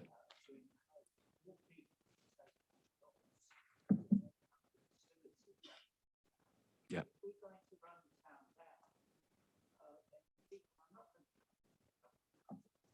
Yeah. Yeah. Yeah. Yeah. Brilliant. Yep.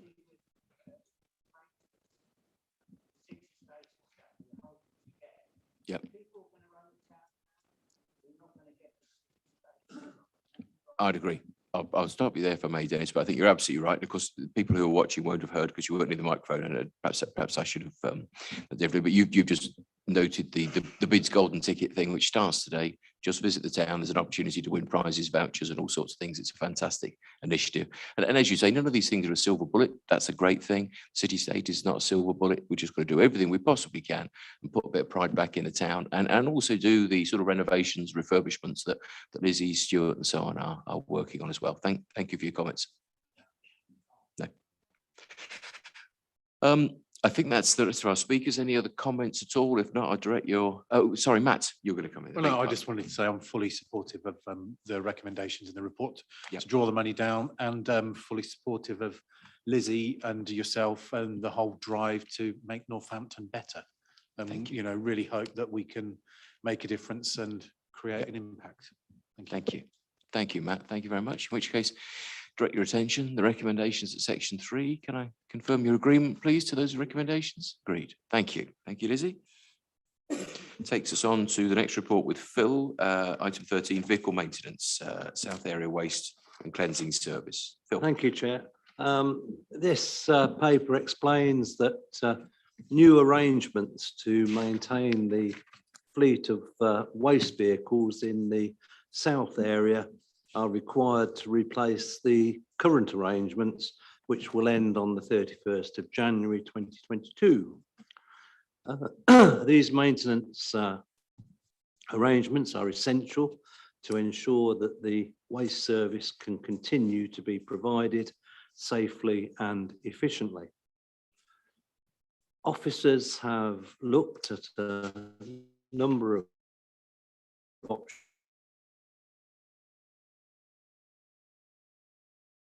for and have made a Sherwell District Council under a formal legal agreement.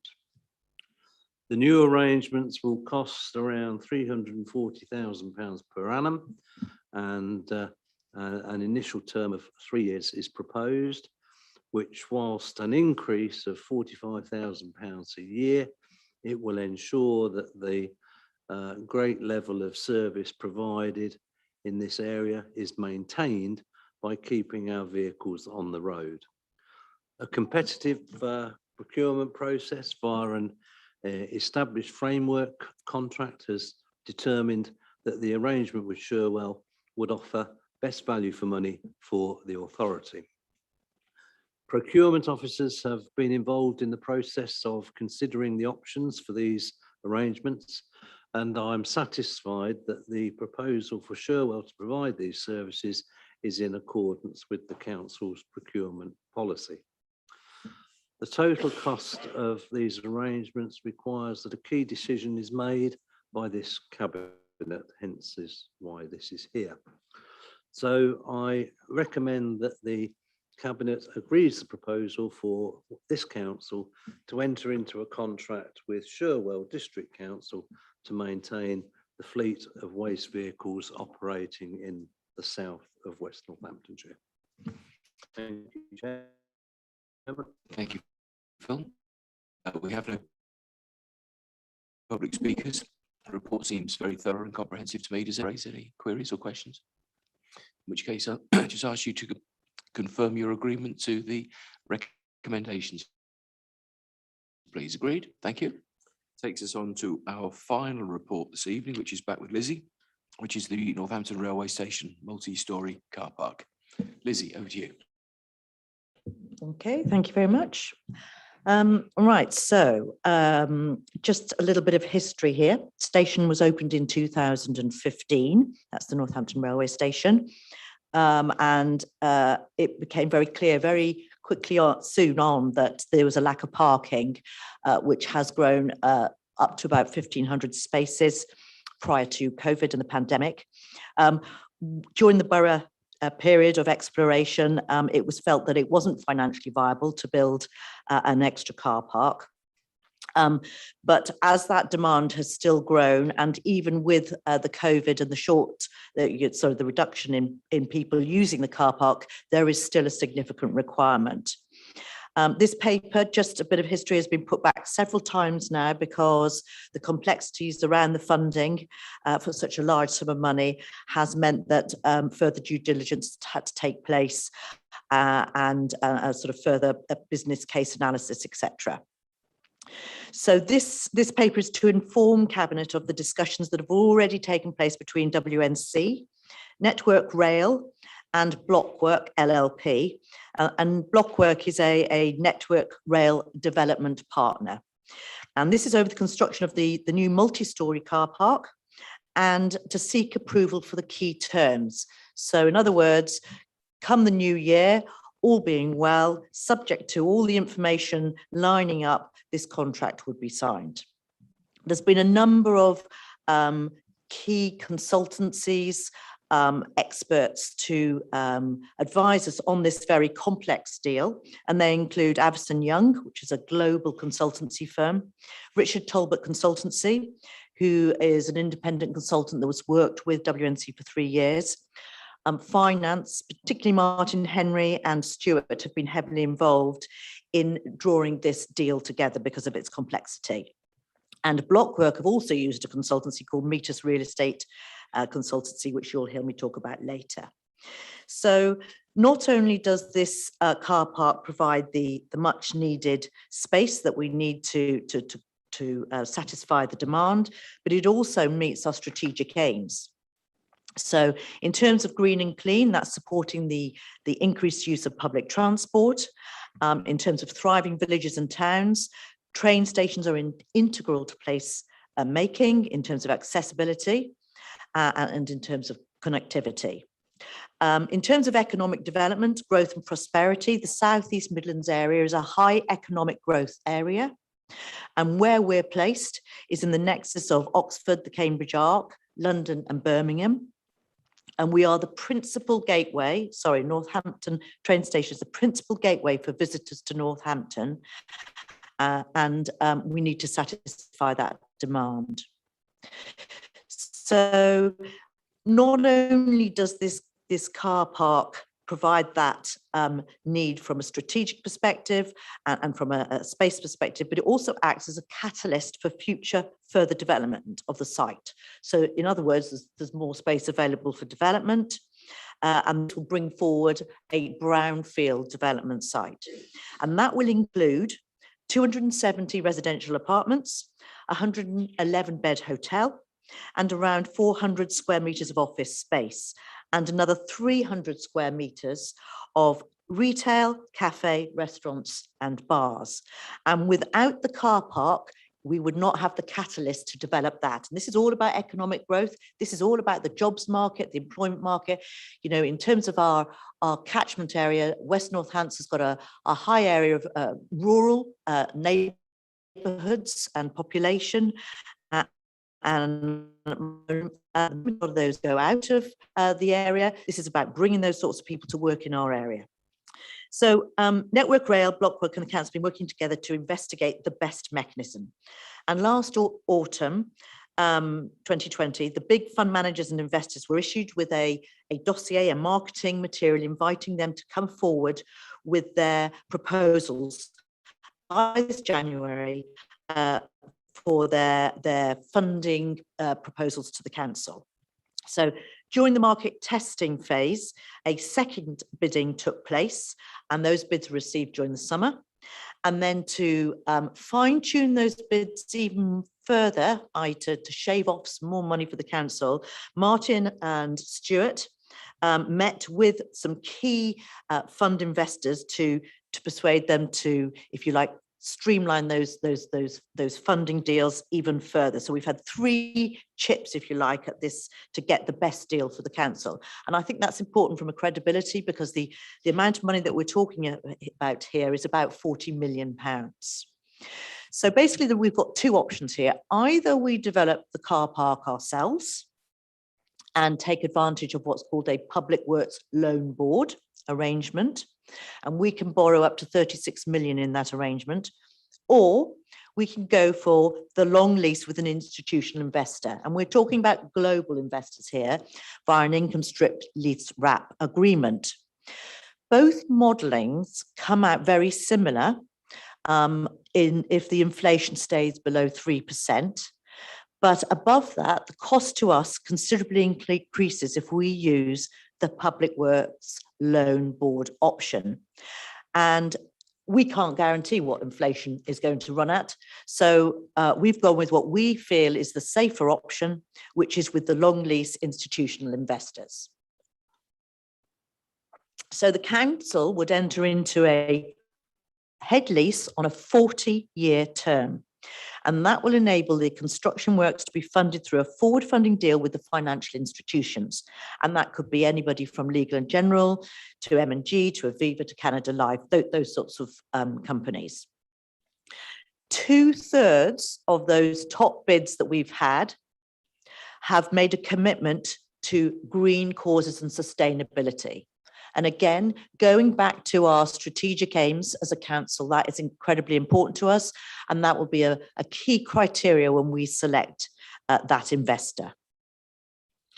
The development appraisal provided by Blockwork demonstrates that without the council proposal would not go ahead. So we are that strength, if you like, in the whole proposal for this deal. We need this deal because we need those spaces, and that's even with COVID. Originally, we thought that we needed about 1,500 spaces, but looking at the modelling, that's probably gone down to about 1,200. In the pink papers, there is considerable detail by Addison Young on various modelling proposals for car parking space utilisation.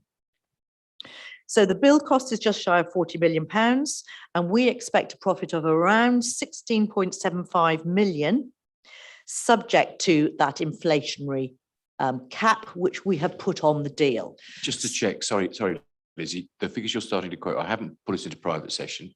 Are you starting to quote anything that's now on the pink papers? In which case we probably ought to suspend the film. Okay, fine. No. So just to clarify, perhaps at that point, if anybody does want to discuss anything that's on the pink papers, we can easily go into private session. We don't have any press or public present. We'll just suspend the streaming. Sorry, thank you. No, that's right. So I've just referred to the pink papers, which is where the modelling goes into the specific financials. Yeah, fine. But feel free. I know this is very complicated, and it's taking me a long time to explain, but I have to explain it. No, quite right. In order for you to all understand it, because this is a lot of money. Okay. In terms of I've lost where I was. I'm sure it wasn't relevant, that bit anyway. As I say, the business case is in the pink papers, and you know, if you haven't already read it, I recommend you do. It is very detailed, but it explains everything very, very clearly. It would be remiss of me not to talk about risks, okay? And there are clear risks. You know, if the income fails, if we don't get that number of people coming to use the car park, then that is a risk. But all the modelling, which again is in these pink papers, has sort of highlighted what we believe will be the utilisation. We haven't quite finished on that analysis, and that will come back shortly in the new year. Furthermore, the government has made a commitment to the future of rail. This whole business about the Great British Railways, I think it was you that mentioned that, wasn't it? Somebody mentioned about the Great British Railways, which is the way we're going to go forward. Somebody mentioned around this table about that. It is very important, and HS2 will actually have a positive benefit to us in Northampton. It will actually improve our status as a town for the railway. So the council will sign the lease, all being well, in the new year, subject to a number of confirmations on car park utilisation. Given this deal is over 40 years, there will be uncertainty over future transport and parking demand, but through mitigations such as in the deal, making sure that we can use the car parking for other purposes during this lifetime of the car park, we can mitigate that risk. There are a number of other areas that I could go into detail about, but I'm not going to, one of which is SEMLEP. We need to make sure that part of our discussions include the use of the business rates retention model, and the discussions of perhaps using them to provide us with funding if we can't use the business rates model.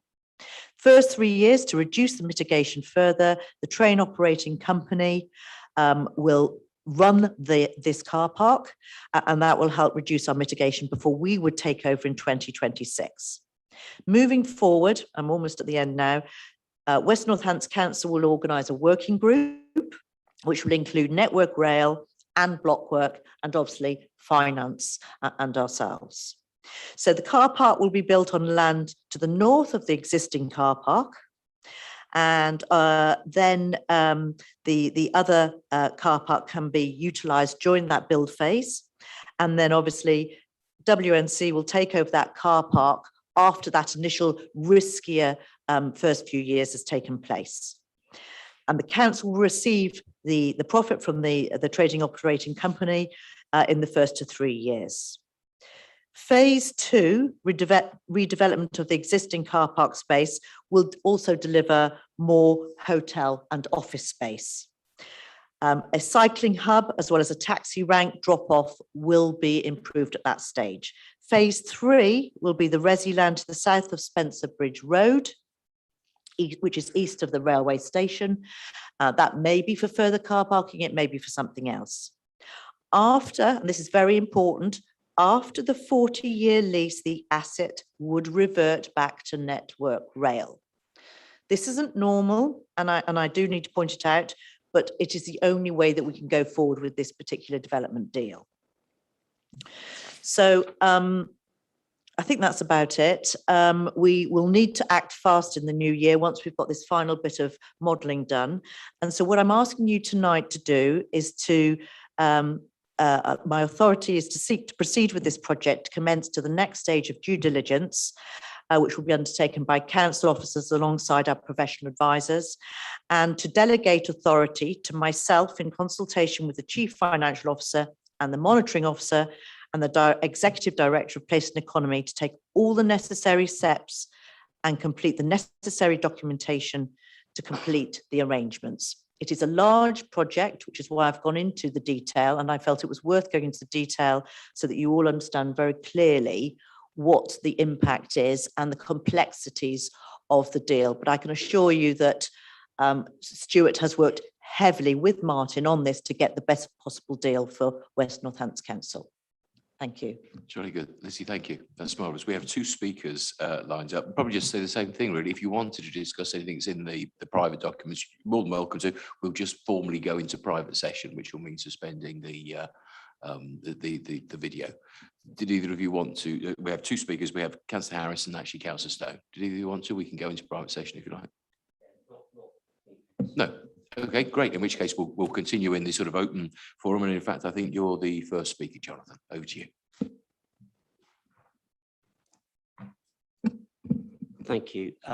A couple of points, general points. You'll be pleased to know that this is hopefully going to be relatively positive, but it would be remiss of me not to mention the mourn the loss of the park and ride at Buckton Field, which obviously would have been a great asset to have had and provided services to the station, and obviously have hopefully stopped traffic needing to go that far into town. You know, we will obviously be encouraging people to drive because it will be a larger parking space. So it would be remiss of me not to mention that.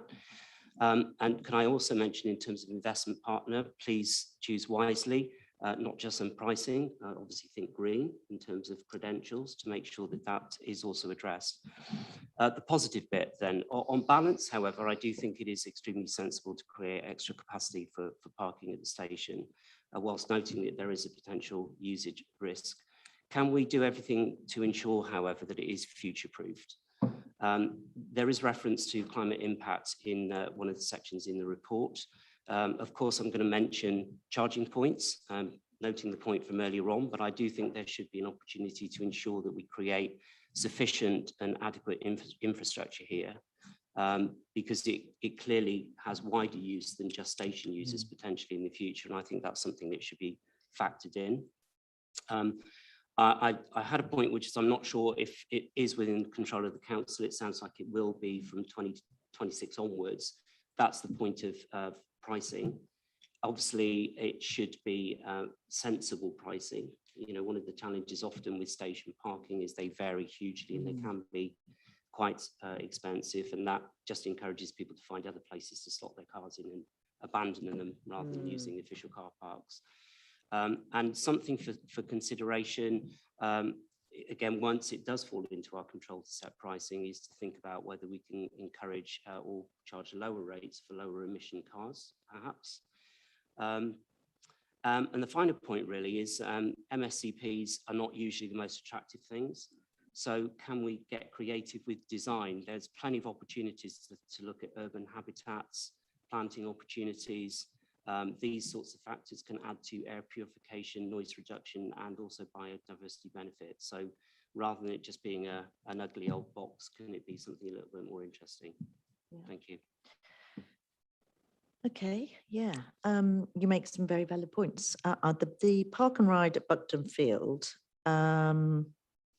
or should I, are you okay for me to answer these questions now, Jonathan? Yeah.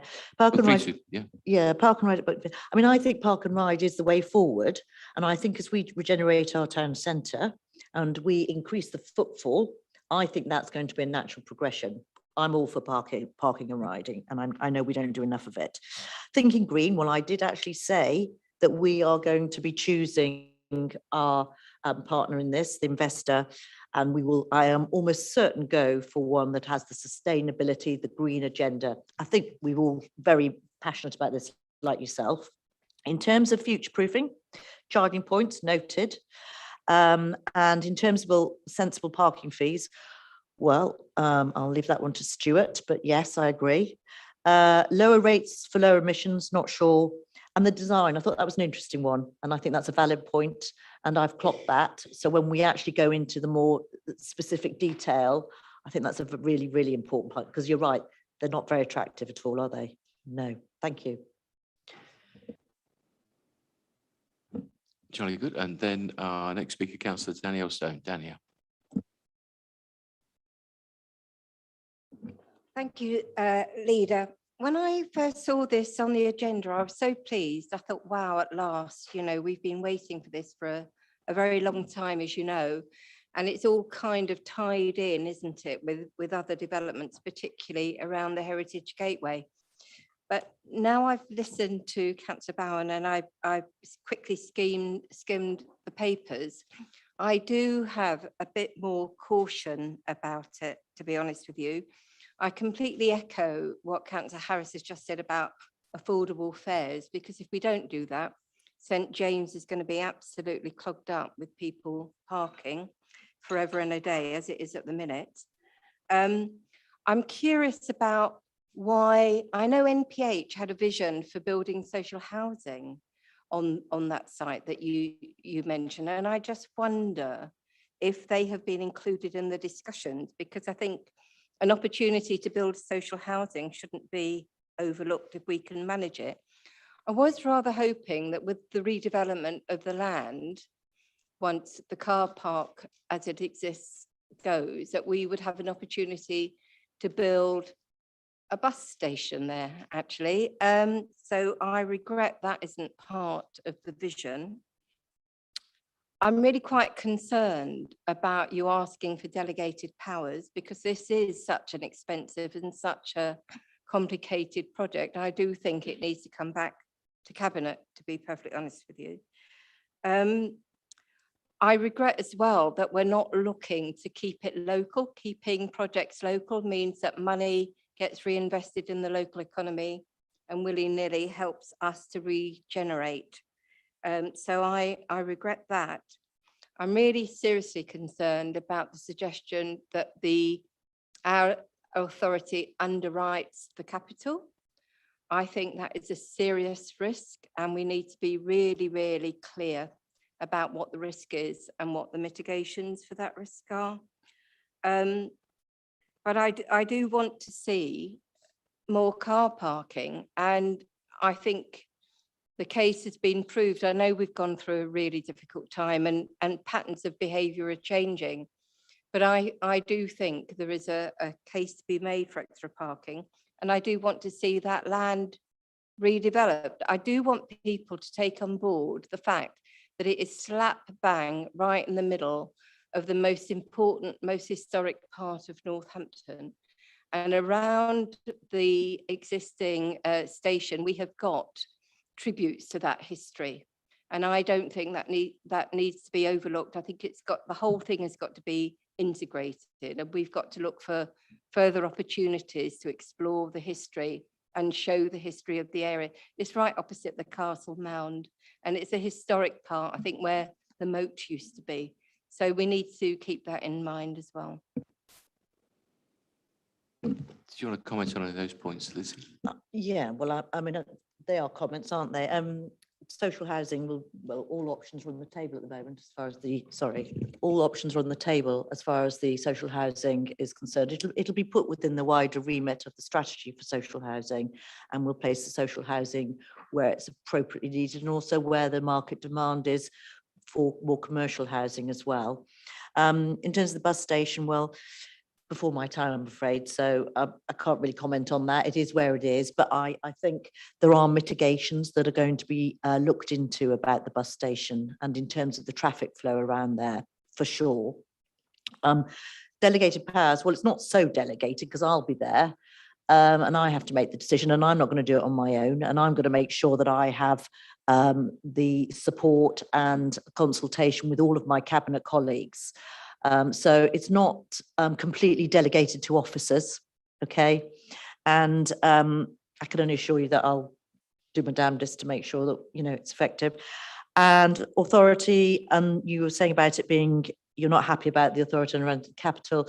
This is the less riskier of the two options, and this is all about risk. There is a risk whichever way you go because of the demand in car parking. We are not, who knows what the future is going to bring, but this is definitely, particularly within the inflationary pressures, this is the least risky option.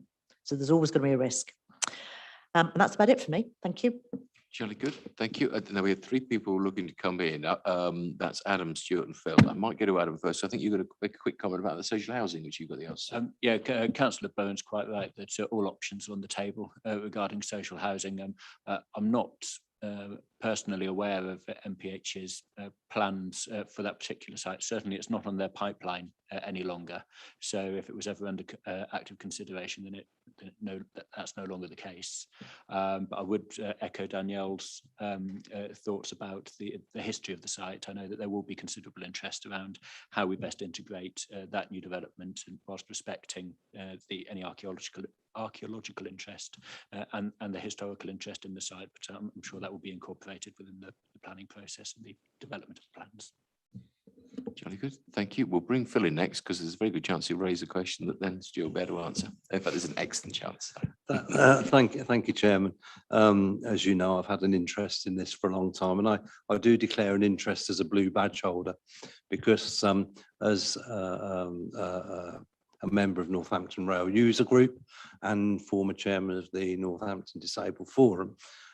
Disabled parking at the station has been an issue for both those bodies. So my question was going to be, can we ensure that there is adequate and appropriate disabled parking within the site as the programme develops? I mean, I think disabled people feel hard done by, because when the station was built, there was only one lift. And if that lift goes kaput there, that you then have to get somebody to take you through the back and beyond of the underground of the station in order to get up to the ticket office. And I think disabled people feel very aggrieved about that. There should have been 2 lifts and there isn't. So can we just make sure we get it right for disabled people and that there is adequate parking and it is near as is appropriately cited? Yeah, sorry, I had it in my sort of long list of notes that I was going to mention, but I was kind of thinking that by the time I'd finished going through it, but you're absolutely right. It is going to be part of the programme going forward, both the spaces, but also the ramp and the lifts, rectifying what is clearly an oversight, which should never have happened.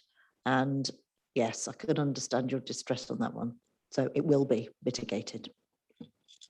Jolly good, thank you. And Stuart, there might be a few points you want to sweep up there. Over to you. Thanks, Chair. In terms of the delegation, just again to add to what Councillor Bowen was saying in terms of that delegation, if there is any change of direction or any difference in terms of what's been reported here today in terms of the information we're awaiting, it will then come back to Cabinet. We would not make that decision at that point. So it's purely just ensuring that the information as has been outlined in the report follows through, and therefore it's the delegation just to move it forward. So again, in terms of the Cabinet will be making the decision on the information today, and if that changes for whatever reason, and it's only limited information we're awaiting for this, that doesn't change the finances at all, then we will, as I say, happily bring that back to Cabinet. In terms of the underwriting risks, they're identified in the report. Without us as a council underwriting this project, the regeneration that Councillor Stone is welcoming would not happen. So again, it is that balance of risk. And again, having the financial organisations showing the interest, the due diligence that they look at in terms of these projects is significant, and as probably as detailed as the due diligence we look at. So we're almost getting double warranty here in terms of the risks and the financial management and models that we're looking at. Councillor Stone also mentioned the disappointment of block work and the lack of local. That is something we're still there to negotiate with them. We'll still be looking at social value opportunities. We'll still look at how and where they're recruiting staff from. As many people will be aware, any development on network rail land is challenging at best. And again, an acknowledgement, I think, from a number of members, how difficult that is. So having a partner that could work through is the only realistic way that you can actually implement this sort of development. Again, this is something we've challenged, we've looked at, and we're confident that there will be local opportunities within that. So again, thank you, Chair. Thank you very much. Just one last comment from me, which I guess will involve the re-engineering with the car park, which will be around the taxi scenarios, which at the moment it's quite difficult. It's quite a respectable thing to do to drop someone off at the station, but it's almost impossible in Northampton. And the taxi issue is the black cabs are limited to come close, and many people can't rely on them. If you come back on a late train on London, often all black cabs are taken, and I see individuals there on their own waiting for a taxi. So they prefer to book a minicab, because minicab access is extremely limited. To arrive in a minicab or to order a minicab to be certain that you'll come off the train and won't be stood there late at night on your own is quite limited. So these are just further thoughts that might feed into the absolute smooth running. Just on that point, and again, I didn't mention it, but the whole issue of the taxis, you know, and the problem that we have is in the plan to improve, to re-engineer and to make more space for them. So that's in there as well. And also, did I mention about the cycle hub? You know, it's much better cycle access and cycle parking, you know, for those that want to come by cycle, scooter, etc. Jolly good. Thank you. Any further points, comments, questions? No, in which case, draw your attention to the recommendations we've discussed there at section 3. Just ask. No. You'll be parking your hoverboard there, Dennis, at that point. Very good. So draw your attention back to the recommendations of section 3. Can I just ask you to confirm your agreement, please? Is that agreed? Thank you very much. That was our last item. So thank you very much for your attendance and attention this evening. Thank you.